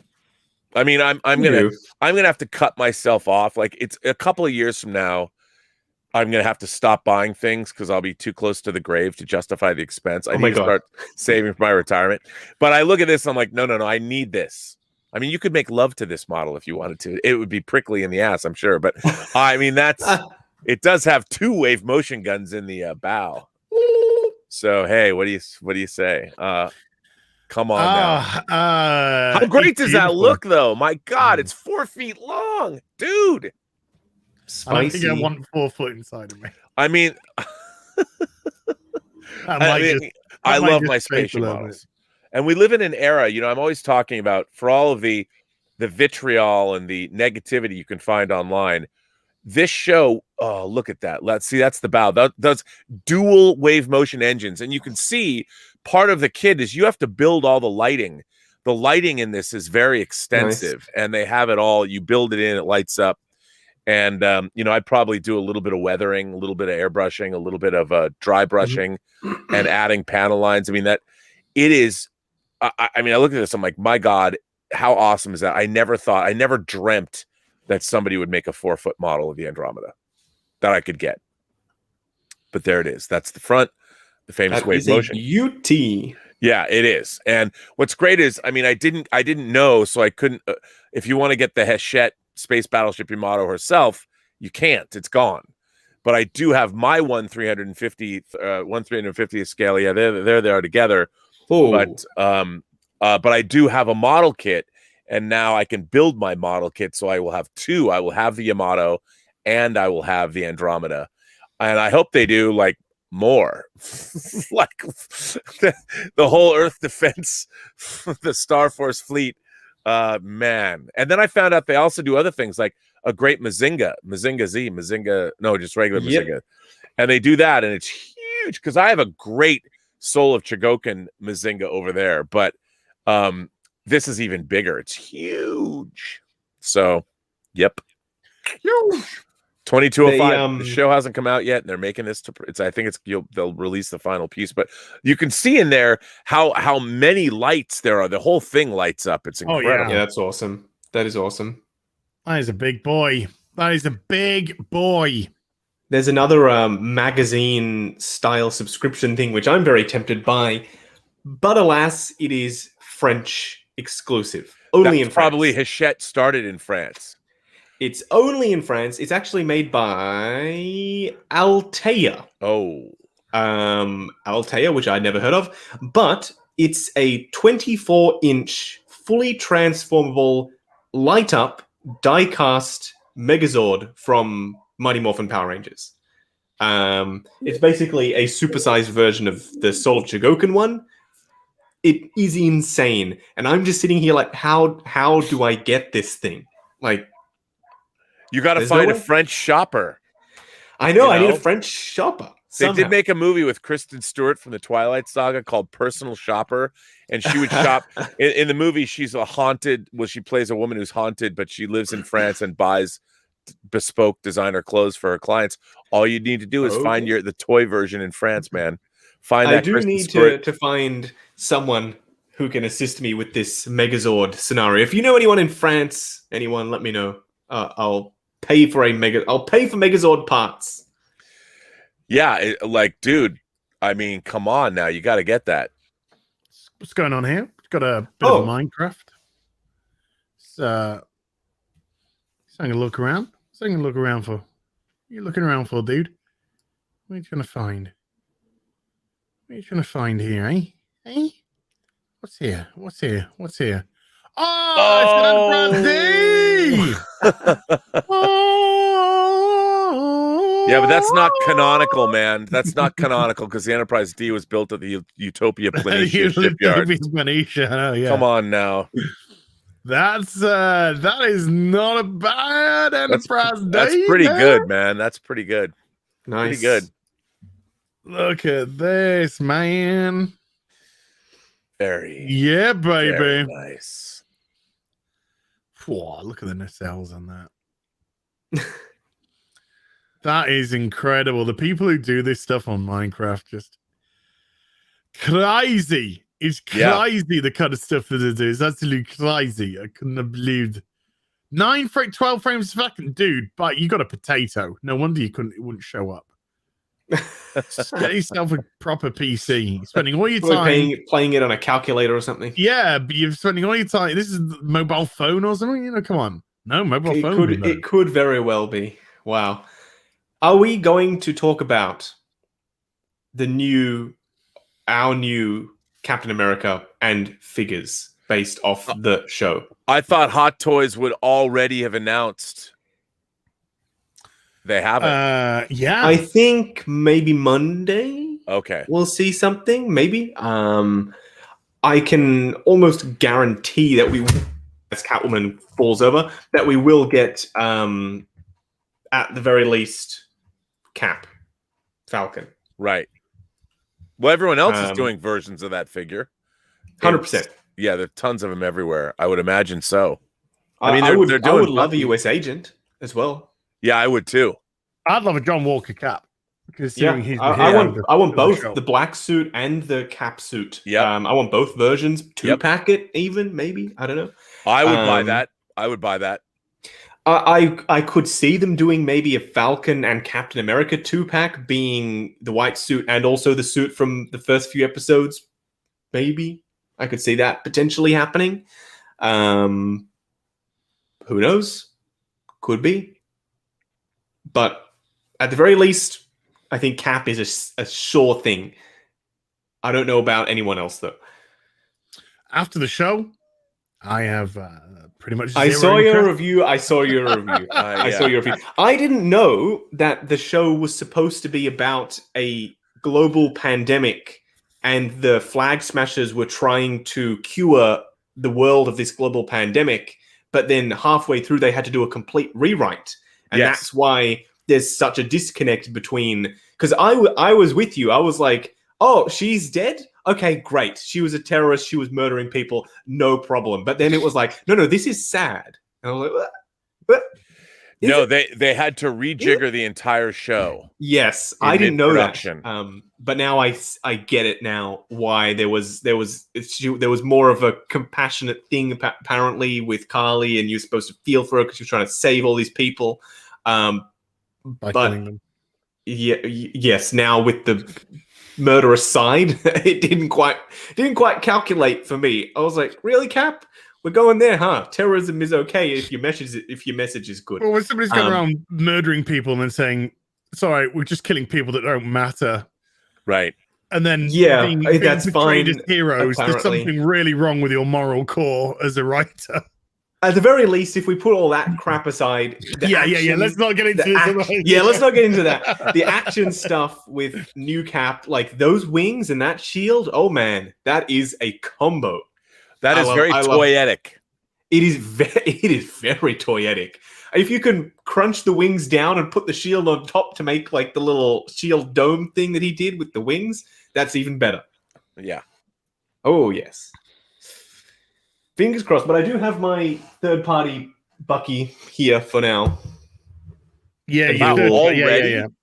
Yeah, this was out like outfit. Yeah, this was out like a few months ago, like before the show even came out. The head sculpt is awesome. The outfit is just his casual look. So whenever he went to see, what was his old mate's name? I forget. Whenever he went to see that guy in the first couple of episodes, he was wearing this guy whose son he killed. Correct. Correct. People were really mad at me because I said that before this show, I didn't really care about Bucky because all he ever did on screen was just show up and maybe kill a few people. And now in this show, he actually does, not that he does a lot, but he does something. And they're like, oh man, how could you say that? He was in 2 movies already. And I'm like, but what exactly did he do though? Like, if you think about it, he didn't really do anything. He just was there. This is set dressing. So, now he's actually done something. Maybe. Well, people were mad at me. Really, at all. He didn't do shit in the show, other than apologize for being white. That's all. Congratulations, Bucky. Well, there you go. Az still thinks Bucky hasn't done anything, so you can take all of the spiciness you had at me and send it Az's way instead. Well, it's not his fault. He got done. He got done dirty in this. He had a very a potentially interesting story set up for the first episode, and then dropped until the final scene of the 6th episode.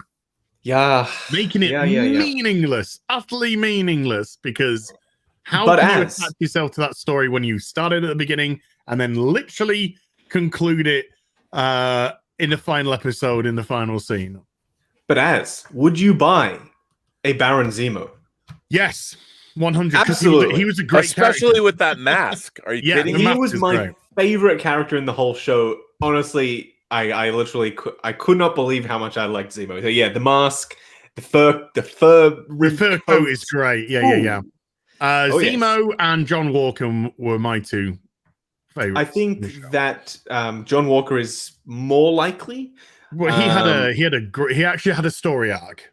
Which, unless Hot Toys does that thing that they like to do where they like save it, like they're doing, I assume, with White Vision, where we're just going to, we're just going to. He's got a the great bank. captain outfit though. That captain outfit was really good. I like it. I like it better in black though. Damn, it looked good. So I actually preferred his cap. I did prefer his cap outfit. Interesting. Because if you get the cap outfit, then you could have OG shield, and then you could have refit shield. Yes, true. You could even have dented up refit shield. So there's things that you could potentially do with the shield. Shielding. One with blood effect on it. I don't think Hot Toys would ever do that, but I would love to see that. I would do that. I'd get a shield just to bloody it up.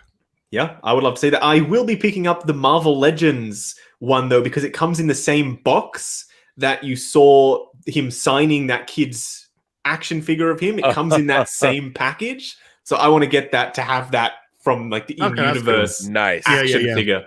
So I'm definitely going to be picking that figure. I'm not a Marvel Legends collector by any means, but I'm going to pick that up just because of that weird uniqueness about it. I just want a Falcon.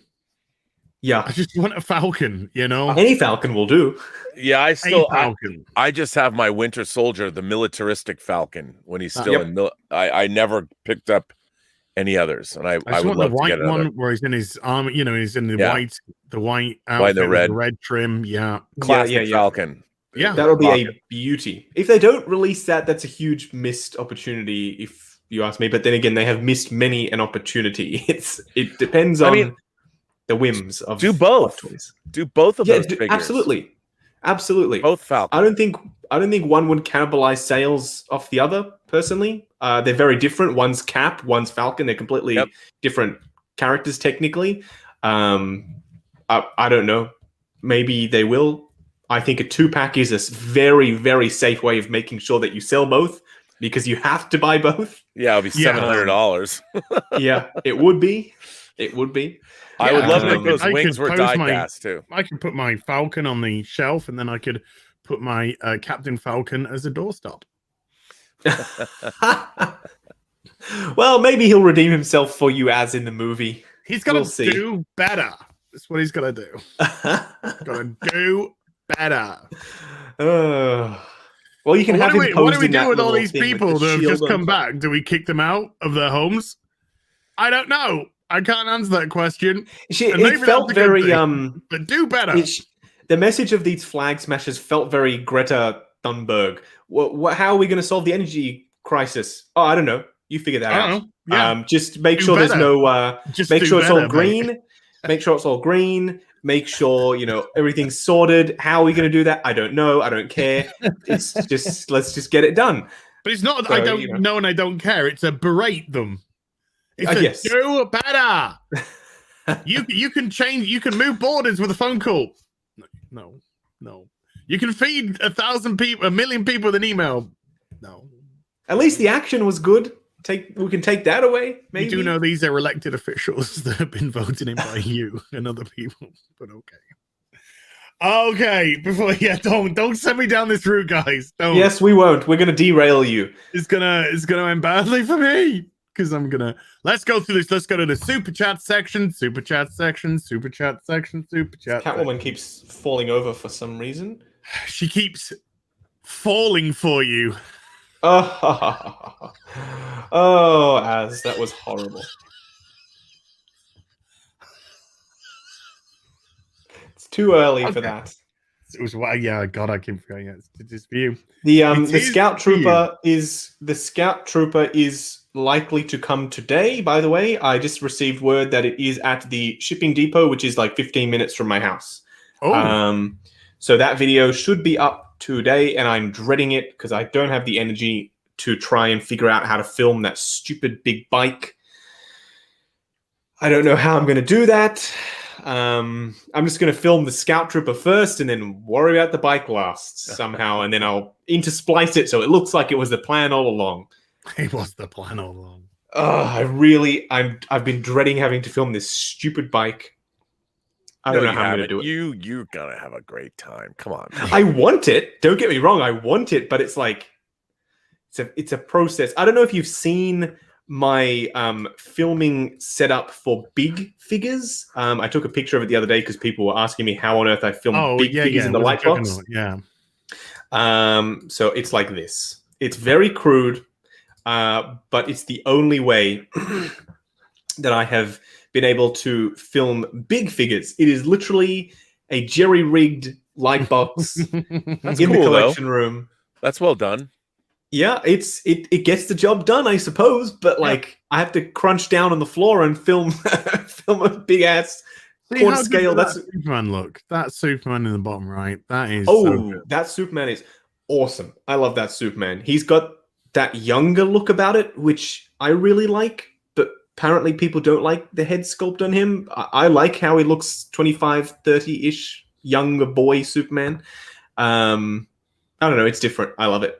But yes, this is how I film bigger items. So Speeder Bike will be going in there, and quarter scale Spidey will be going in there whenever he comes out, or whenever he arrives. I mean, hopefully tomorrow. Well, my new chair's arriving on Friday. Yeah, baby. Oh, I'm actually getting. I'm Is sitting on it a 6 scale? No. Not with my fat. You wish, Rob. You I wish. know. God, Elizabeth bought This these is- like. This is 6 a 1-to-1 scale, dude. This is a Oh, 1-to-1 scale. Because I'm Elizabeth. starting a box. I'm starting a box right now. Oh, An what happened to your exercise- chair? An exercise box. Well, when my last chair, I hated it. I got rid of it. I hated it, and so I decided. That's it. Just get rid of it. Yeah, just got rid of it. Decided to get an exercise box to because it's kind of like sorted out my posture a little bit. Just getting an exercise. Oh, that's box, good. And unfortunately, because the exercise box that I bought, not the top quality one. Yeah, it's kind of like one to use at home. So it's kind of like, well, It's the unlicensed one. Well, no, it's not unlicensed. It's just it's all right, but it's just As like in putting it in our figure. Oh no, figure. terminology. Yeah. It's kind of like an unlicensed. You sort of use it 3 times a week just to bounce some squats off and stuff. But I've been sat on it 12 hours a day. Nice. For 8 months now, and now let's just say it's got a fucking ass crevice that's now molded into it. So it's like the box is like up here and then down like that now, where my ass has been sat. And so it's come to the point now where my legs are literally tearing themselves off, propping myself up because I'm sliding down this box. That'll do it. Yeah. So I thought, you know what? I'm actually going to get a chair before I get deep vein thrombosis. I ordered a chair a couple of weeks ago, and I've ordered it pre-built, and it arrives on Friday. So, and then this box is going to get thrown in. It's going to go the way of the previous chair. Yeah, it's going to go. They're going to meet up. They're going to meet up and have a good old time. Speaking of a good old time, let's read some soup chats. Alaticization with a £5. Steve Austin, astronaut, a man barely alive. We can rebuild him. We have the technology. We can build the world's first bionic man. Better, stronger, faster. Only cost $6 million as well, which is crazy good. Crazy good for nowadays. Miro Kage. I don't think it's Miro Cage. I think it's Miro Kage. I'm taking a risk here. With 500 Serbian dinars. Hi, Az and Robert. Today, I bought my first Batman comic, Court of Owls. All right. Like this story. It's a good one. I like this story, but are other comics / books from Snyder run of Batman any good? My next pick is going to be A Death in the Family. Mm-hmm. Good choice. Snyder starts off very well. Court of Owls is great. Death of the Family is pretty good. Mm-hmm. He then turns into a Grant Morrison tribute band and goes completely off the rails, and he now produces nonsensical Batman material. So Court of Owls is a good one. It is. For sure. And his new 52 run was pretty good up until after year 0. Crazy Eye Jedi with a $5. Mad Diecast Iron Man Mark 43. Support with Waste Bragger keeps leaning till he falls over. any secret other than glue to stabilize? It shouldn't. No, it shouldn't. The Mark 43 is pretty well balanced. You shouldn't even need to really use the waist grabber unless he's in the air. I don't know what you're doing. I don't know. He's a pretty stable base. He's got nice flat feet. He's sturdy legs, die-cast. He should be able to stand on his own. I think that the crotch grabbers and all those things that hold your figures up are only a suggestion. I like to just have them not touching the figures, because if it's a rubber suit and you have those crotch grabbers pressed up right against the crotch of your rubber suited figure, then you'll have these huge indentations on the pants of your rubber suited figures, and you might scratch your die-cast figures over time if they're continuously pressing up against them too. So my advice is just have it so that it will catch them if they fall, but it's not supporting their full weight, because it's not going to be good on joints if you're having them leaning against a thing all the time, and you're going to damage your figures. So hopefully that helps. I don't know if it does. Man of War 665, Neighbor of the Beast, with a $6.65 super chat. I do not collect figures, he says in block capitals. Current count: Conan 1 in 12, Sumerian Static 6, and now a 1 in 12 Frazetta Death Dealer. I hate you guys. No, you don't. No, you don't. No, you don't. You love. Aren't you a happier person now? Yeah, of course. Frank Frazetta, come on, man. How can you not want some Frazetta, in your life? That's right, especially death dealing Frazetta. The Great Muda with a $5. Azog, the Defiler of Whammons. Too sweet, me bro. Hold on. There you go. Airplane Helix 109 even with a $10. Hello. While I don't collect figures, bracket yet. Hey. I collect custom lightsabers. If that interests you, I recommend checking out Saberforge, Saber Trio, Corbanth, and Patch Store and Vader's Vault to start. There you go. I'm waiting to see that Disney one that they showed at whatever thing they showed. The real one. Where is the video? I want to see it. Yeah. Stubble McShave with a 20 Swedish krona. Rob, the splash page presentation of figs was great. That was last week. We had a live guest showing. He collects Marvel figures. He had a great Ori was his name, and he has a great display where his figures each it looked like they were DTOFs, and in each DTOF he had his figures arranged as if they were big splash pages from the cover of comics. So he had it was I want to say 12 scale figures, but they were fantastic. I mean, it was really cool the way he was setting up his stuff.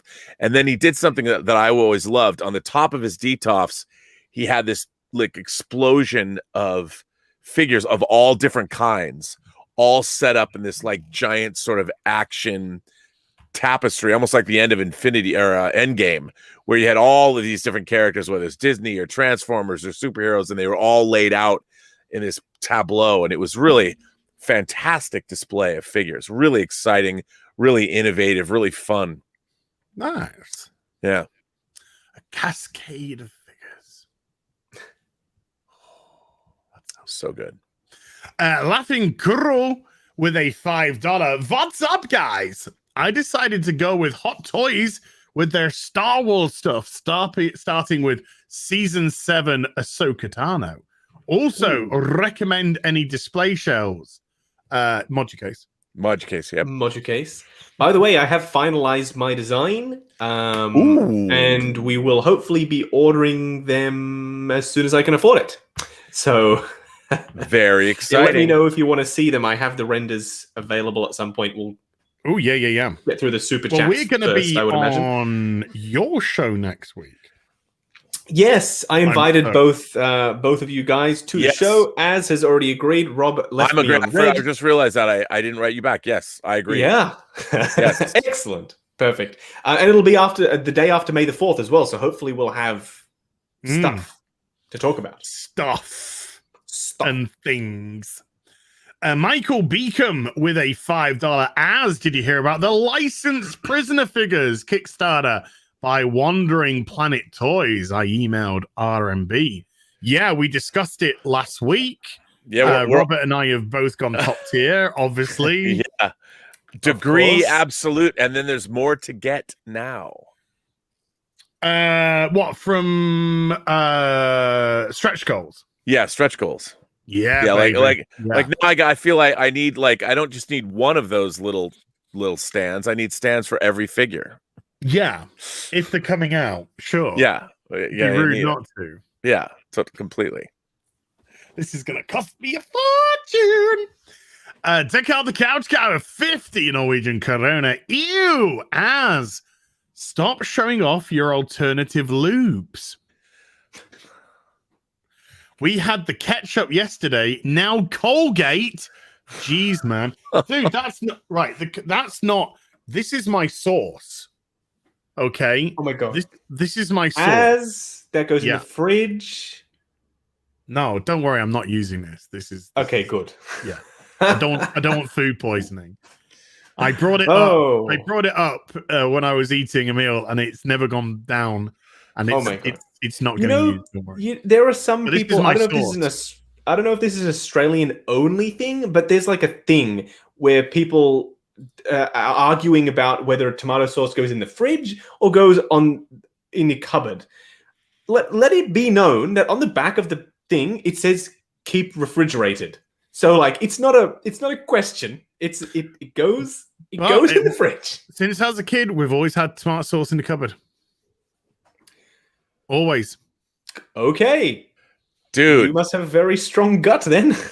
I just think the UK is not as hot as Australia, maybe. So maybe, but yeah, we've always just had the ketchup in the fridge.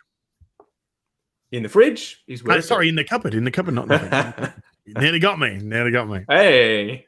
And then deck out the couch guy with a 20 Norwegian krona to follow up. I want a 1-in-6 ruby weapon. How big would that be?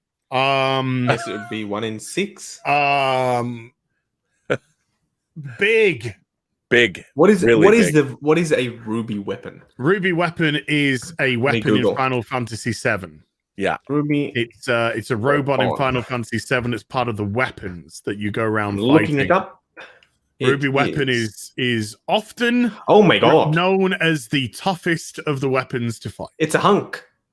It's big. It's a big. Oh, hunk. Justin! What? You've upset me.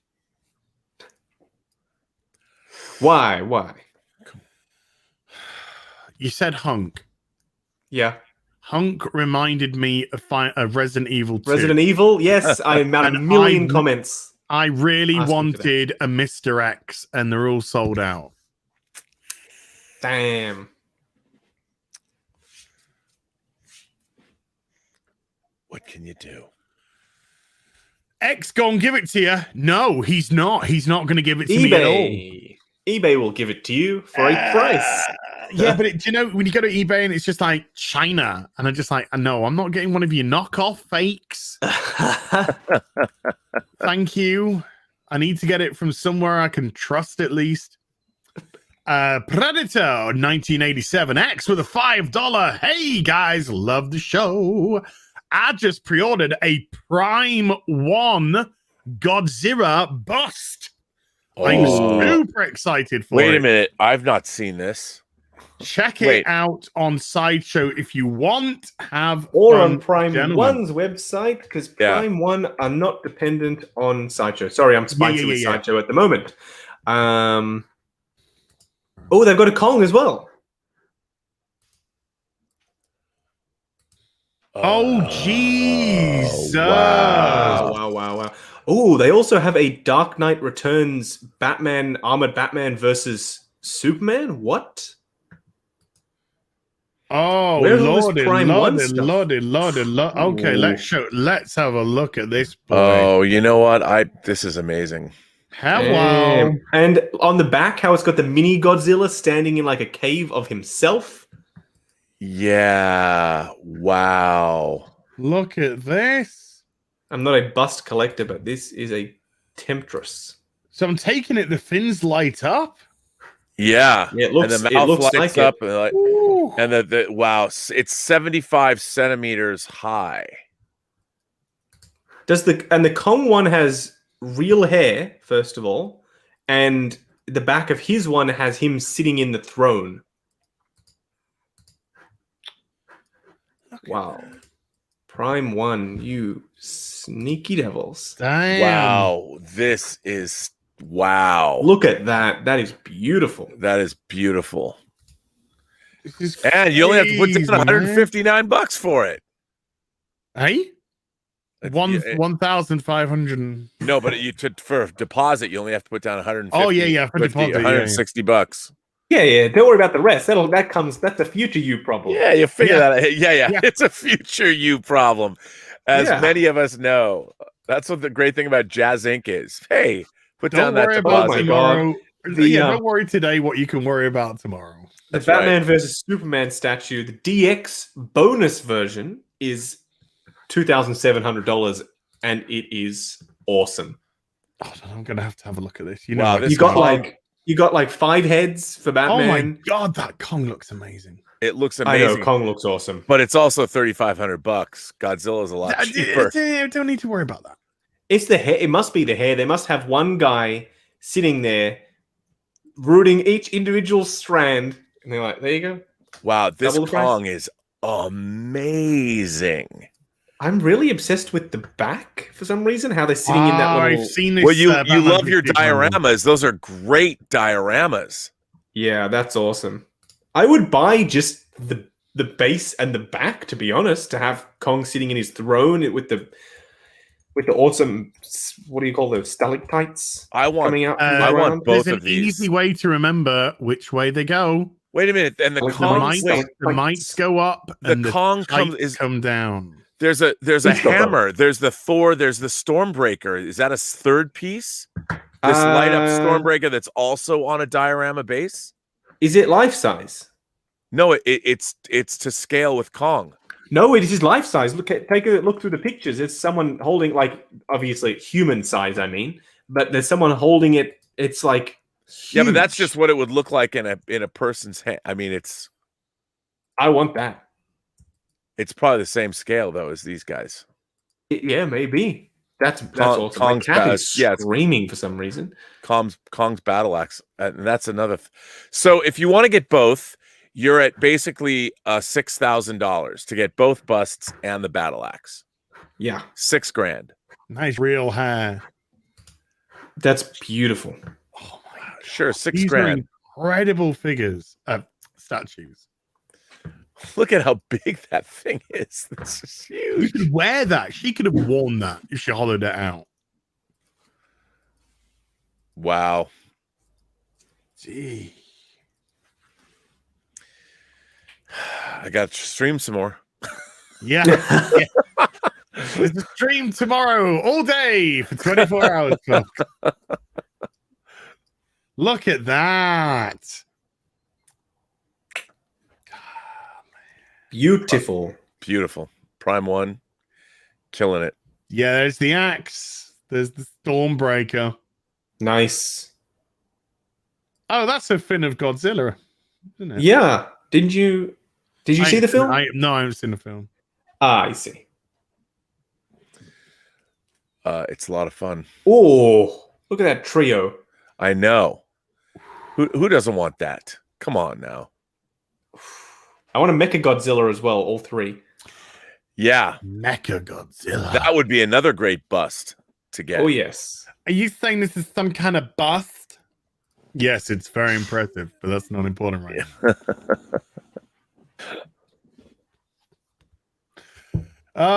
Yes, it's very impressive. And in Nicole Smith, God bless her. God bless her. God damn it. I've just seen a Jeremy from the quartering they've now gone over $100,000 for that poor hotel worker that got absolutely hit pieced. Incredible stuff. Right. Andrew Matthews with a £5. Is there any high-rise invasion figures or Seven Sins? Merlin is my girl. Maybe Figmas. I'm not sure. I'd have to look if there's any Seven Sins Figma figures, which there's a possibility. High-rise invasion. I think it might be a little too soon.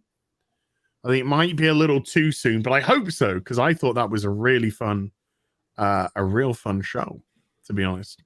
Is that the one that you were telling us about previously? Yeah, they got transported to this different world, and yes. They're all in high rises because people need to get on that. Yeah, it's pretty good actually. I just binged all of the Netflix Ultraman. Nice, because I was sent an Ultraman figure, and I was like, well, I need to watch the show now, obviously. So I watched it and I loved it, and now I'm like, I want to buy all 3 of the 3-0 suits, and I want season 2, which was delayed unfortunately due to COVID, but season 2 is coming. I really loved it, and I had never seen any Ultraman before, but it was badass. I love having addicted personality. I love it. By the way, there is a picture. I guess Stephen Colbert and Anthony Mackie were on, and Stephen Colbert is showing Anthony Mackie a 12-inch. It must not be Hot Toys. Yes, the Marvel Legends. Is that what that is? But it's 12 inches, 6 scale.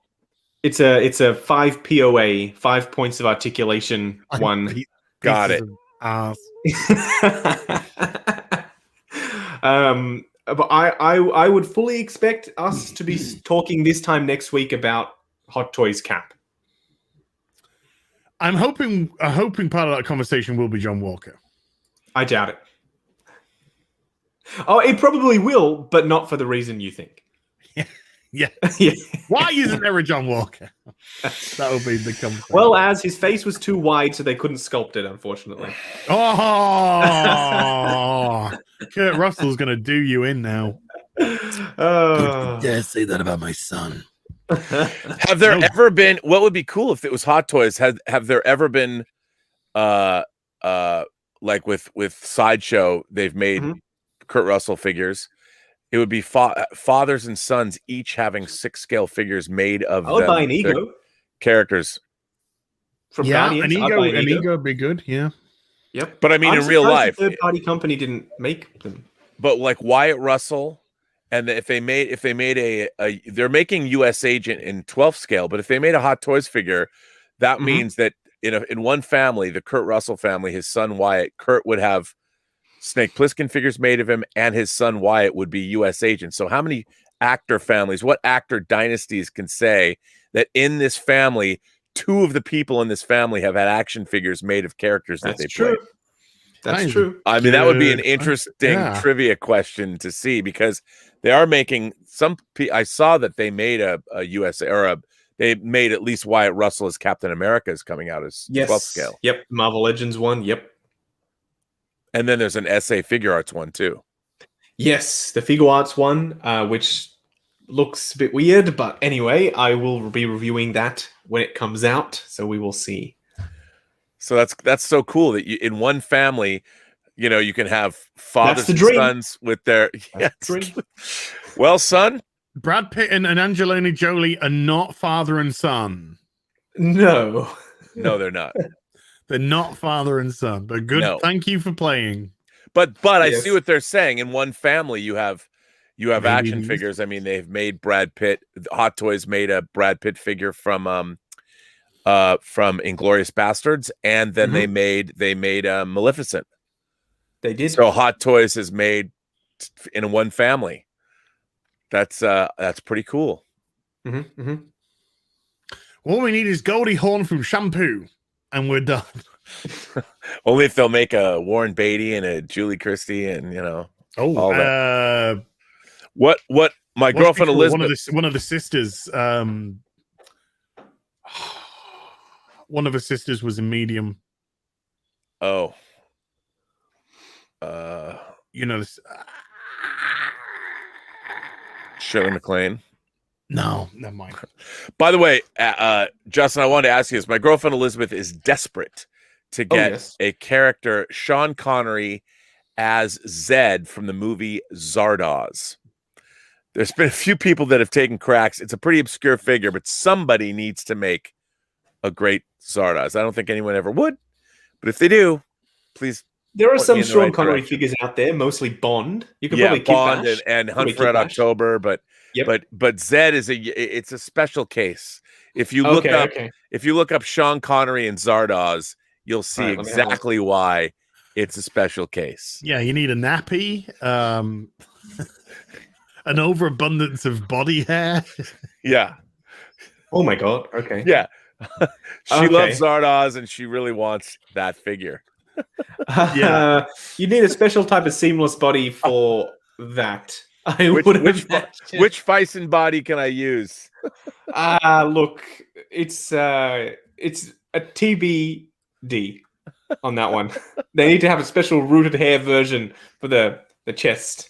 Well, you know, just like somebody making let's it. Just get the most unflattering picture I can find. And then let's just go with this horrendous picture. Yeah. Come on now. Look, and you just find hair just like if you're working in special makeup effects. Yeah. You know, you just thread it in there like they do with silicone.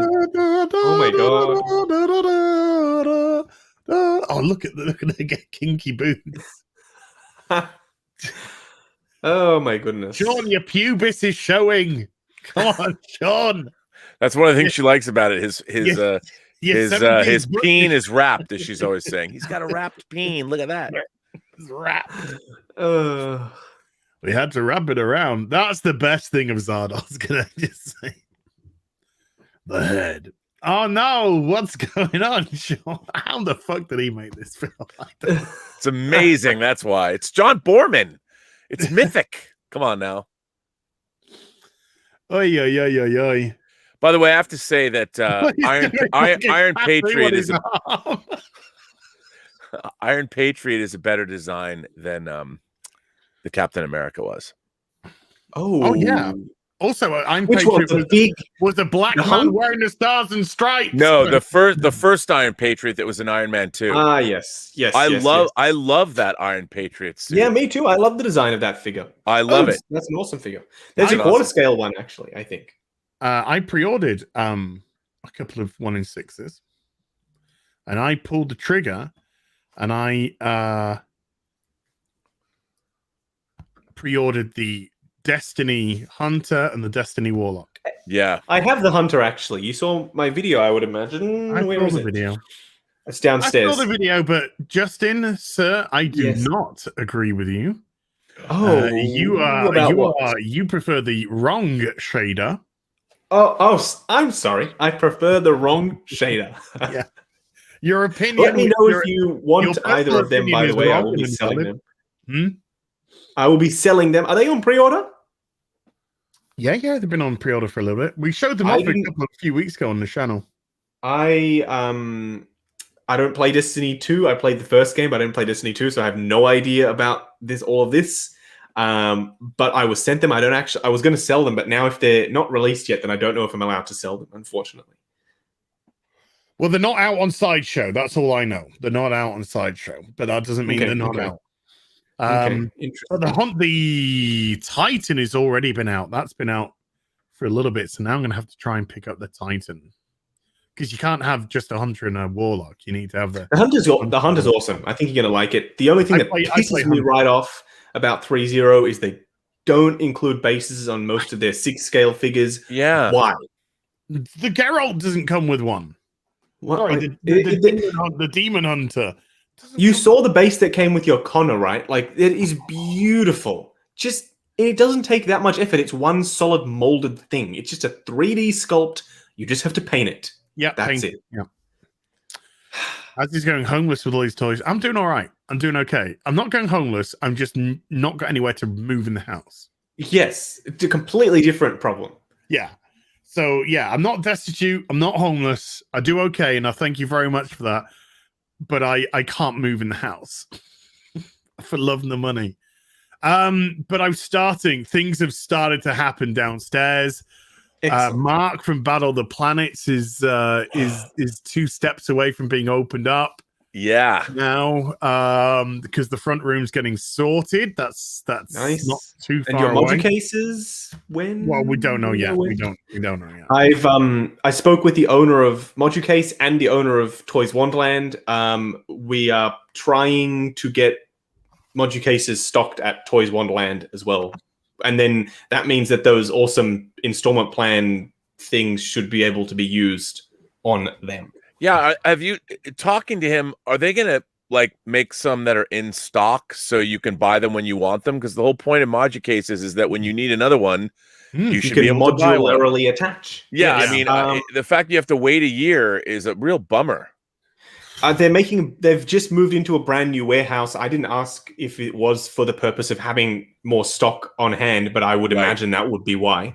I got pictures of it. It's this huge facility in Singapore. I think it's in Singapore at least. So I hope so. Because that's the whole point. I mean, when you want to be able to build a display and you can't do it, it's very frustrating. Correct. It is. It's going to be at least a year, maybe more, until mine are here and this room is complete. But these things aren't exactly rocket science to produce. I wouldn't have thought so. The whole idea is it's a universal frame. The only thing that's different is the size of the boxes and the amount of shelves that go in. That is it. Like you produce like IKEA. You go in, you buy your modular wardrobe, and you just buy the inserts. It should be like that. I would have thought, but no. Yeah, I mean, I've been thinking. I don't like how much it covers, but behind me, I've got these are really the only 2 shelves I have of action figures. But you can get Billy bookcases, and get the front glass on them. Yep. And modify them that way if you wanted to, and illuminate them, and they'd be I've great. seen people do that. Yep. Yeah, and that would be nice, but I like the module cases more. Yeah. Module case is the way to go. I don't know exactly what witchcraft they did for mine, but I gave him the exact to the centimeter measurement of all the walls, and they custom did it to fit exactly height and the length of all the walls. So I guess they can custom fabricate as well if you want to do projects with them. I've just thought of something. Oh, all you need to do, folks, is tip £300,000 and I'll buy a new house. That was only £300,000. That wouldn't get me anything in LA. Well, you're in LA, mate. Not much here, not much in Melbourne either, really? Unfortunately. Where I am, that would get me a decent size where I could have probably 2 rooms dedicated with an office, with a separate office. Yeah, it's time for, actually, Alex has got the right answer here. Yeah, I was going to say. Time for OnlyFans. Oh, man. It's time for some OnlyFans. There we go. Right, we got 2 Gunnar Rene Oye with a 50 Norwegian Karuna. Some Guardware brands play these games with reviewers too, trying to dictate content. It never works out well for them. No. Buttcrack Media with a 5 Canadian. Found my signed Kaylee action figure from Firefly that I thought I lost. Nice. Jill Straight's an absolute sweetheart of a woman. So funny. I follow her on Twitter, but she's not 2D TDS-y, so it's okay. Mandy Summers with a $2 super sticker of some looking eyes. I see you. I've got Mandy's nudes, by the way. Manowar 665. That's his personal joke. Neighbor of the Beast with a $6.65 super chat. Black Falcon looks like a bomb pop in his new duds. That's, you know what? He kind of does. Do you guys know what a bomb pop is? No. No. A bomb pop is a red, white, and blue popsicle that I love when I was a kid. You get it from the ice cream man. It's kind of, it looks like a, well, it looks kind of like a, well, if you look up bomb pop popsicle, I'm looking up. Yeah. Yeah. I loved them when I was a kid. Okay. It's so accurate as well. Okay. This is it's as bulky and as clunky as the outfit was. That's it. They're good, and they're hard because you have to you can't lick it down. You have to bite around those ridges. But hey, now you're talking. They're tasty. Not just licking, you gotta do some biting as well. Oh yeah, this is my kind of kink. Here we go. I'm still on the XO6 website just in case any news just drops now. We've then got Jedi Porkins with a $5. Refrigged condiments are just a suggestion, like crotch grabbers, Justin. Okay, except for when it tells you for your own safety reasons to put it in the refrigerator on the back of the packaging, but we'll ignore all of that. So I'm going to keep my cheese in the cupboard as well now. I got the constitution of an ox. And the milk is also going to go in the cupboard, right? No, don't go. Yeah, No. There you go. Don't go down the milk route. That's completely different. Even though it says refrigerate after opening. No. Let's not worry about that. It goes in the cupboard milk. That stays refrigged, and yeah. Why do we need fridges at all? Let's just put everything in the cupboard. Why do we want to subscribe to what society tells us we have to do with our food items? Let's just put them all in the cupboard and save our electricity bills. Do you know how much salt there is in shit like ketchup and stuff? There's probably enough salt to keep that thing going for 10 decades. There's also probably a bit of mold in there. It's good for the Constitution. Oh my God. People, refrigerate your items. Man of War. 665 Neighbor of the Beast again with a $6.65 super chat. Don't think I'm in the minority. Justin's next assignment is to view Big Trouble and Escape from New York. Yes, a la Alex style till he can vidi well my droogs. That's Clockwork Orange. But I know the Alex bit, but yeah, I don't get the once you watch Big Trouble that's what Alex says. He says, "Vidi well, my droogies," because his droogs are gang members, Pete, Georgie, and Dim. And when he says "vidi well," it just means look closely. Yeah. Look at this. There you go. Bit of mold. Justin, when you see Big Trouble in Little China, you're gonna want and Escape from New York. You're gonna want both of those sideshow figures. That is likely to happen. Do you know why I like Escape from New York? Because it has Ernest Borgnine in it. No, close.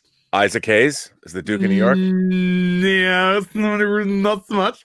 Harry Dean Stanton is Brain. Jesus Christ, man, what's wrong with you? Adrian Barbeau. Yeah, baby. Can I just say, Swamp Thing changed my life? Oh yeah, and John Carpenter and Adrian Barbeau were married when they made that movie. Really? Yes. Good choice. Yes, two good choices. Yeah. Two very good choices. Because I in Swamp Thing. Right. That's what I meant. Oh man, yeah, that's she's stacked. Loki's Morning of Mischief with a $10. What can I say? Sean in that outfit. Skull! Good to see you, Loki. Jobs McGee with a £2 super chat. Here's a start towards that 300k. Thank you, Jobs. We're on the road. We're on the road, folks.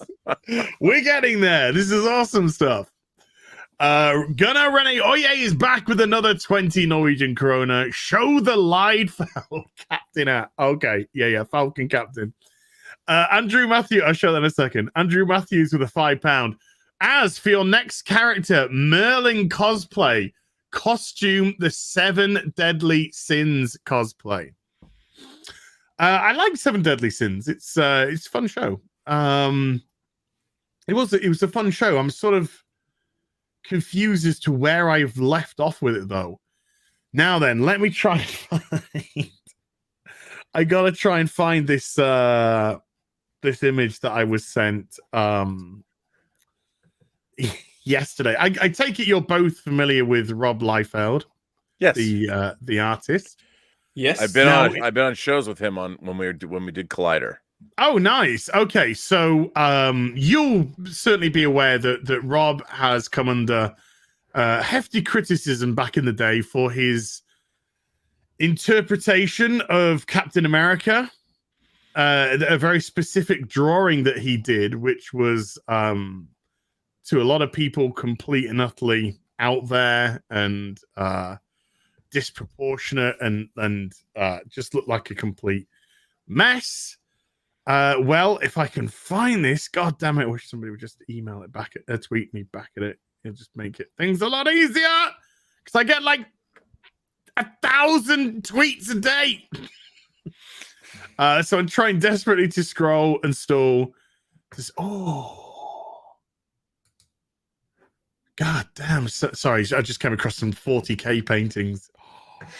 Oh, it's beautiful. Let's retweet that. Let me try. Come on. Can somebody just tweet me it, please?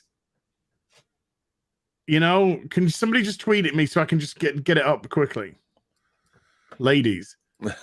Which is difficult for me to say. Are you looking for the breastist there's Falcon and Captain America? Yeah, but there's a little bit more to it than that. Oh no, there's a little bit more to it than that. Oh shall we say? Oh no, oh no. It's been let's just say it's been reimagined, and it's priceless. But if I can only find the goddamn, if I had Twitter, well, that's not fucking useful for me, is it? I would have if I had Twitter. You fucking don't. Oh, maybe close. Oh, maybe close. Maybe close. Got. No, that's a different one. Now everyone's throwing different ones at me. I think I'm close though, and this is really sounding like I'm going to ejaculate. I know, but I'm not. It's a picture that I want to show off. I really should check out my mentions. There's interesting stuff in my mentions which I don't ever seem to see in my notifications. Oh my god! This is the most uneventful thing that's ever happened in anyone's lives ever. Why, people? Why'd you send me all this shit? Why? Why'd you tweet me all this shit? I don't need half of this shit. Loads of Battle Royale tweets at me, which is pretty cool. Gotta confess. Actually, I'm pretty happy with that. Yeah, but you don't need to at me into something that somebody else is doing. I don't care. I really don't care. I really don't give a flying fuck. I don't give a fuck about most things in life. Oh yeah, that's the picture, but it's not the tweet. Yes. Okay, we're here. Got it. Thank you, somebody. Thank you, somebody. Okay, so the Rob Liefeld, disproportionate Captain America, all over the place. Yeah, it's let's just it's not ta-da! Why? I don't see any difference between that and what I saw in Falcon and Winter Soldier. I don't.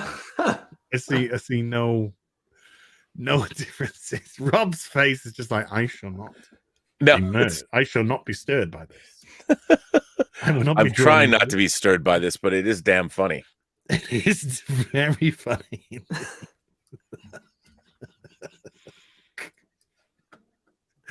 They had him set up in the pose. They just had him set up in the pose so perfectly.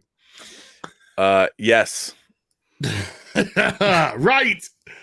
Gentle ladies and gentle folks. I think we have come to the end of today's journey. These shows, I can't believe this is a 2.5-hour show. It's unbelievable how quickly these shows go. I don't know why I did that. I don't know why I did that at all. And that's good because I have to do a stream in 20 minutes. Yeah. And these are meant to be 2-hour shows that just keep drifting anyway. So, gentlemen, Justin, what would you like to promote before you are sent off into the ether? Well, we will be streaming on my channel next week. We'll be streaming on Wednesday at 12 p.m. Australian time. So you will have to plug that into a converter, but come along and check out the stream. Hopefully we'll have some May the 4th stuff. Channel name is down there, Justin's Collection. Head on over and check it out. But it should come with a disclaimer. You may be encouraged to spend money. Yeah, bring that wallet. I actually it. get extra credit cards every time I watch Justin's. Now, for those of you who think we're not being fair, Steve Rogers was not spared either. Oh my god, he was also swole. He looks pretty swole. He does. Rob Liefeld swole. Really. I mean, the great thing about that comic cover, that was published. Yes, yes, it was. I mean, that was absolutely published. That was the cover of a book. Why? Justin, that is a very good question. That even today, because it's mythic, Justin. It's mythic. It's just damn something. Mythic. It's so good. Oh man, I want to see someone cosplay as that Captain America. Just the rate I'm going. You look like Quasimodo, Quasi-Captain. Robert, sir, what would you like to promote? Well, if you haven't watched it yet, show I worked on, Dota Dragon's Blood, is currently streaming. It's an adult anime on Netflix. Check that out. And of course, a movie that I produced and edited, Tango Shalom, is currently playing at the Miami Jewish Film Festival. And next month, it's actually going to play at a big drive-in event in Washington, D.C., which is pretty cool. So look out for those things. And also find me on my channel, my channel's the Burnett Work. My show is Robservations. I always forget. Does anyone want to promote anything correctly? No? Not today. Maybe next time. Follow me on Justin's Collections and subscribe to my channel, the Burnett Work. Yeah. Come on over. Yeah. So massive thank you to all of you who turned up today. Huge thank you to everyone who hit that super chat button and the membership button as well. I really do appreciate the support on the channel. £2 down, 999,998 to go till we get the house for toys. Every journey begins with the first step, as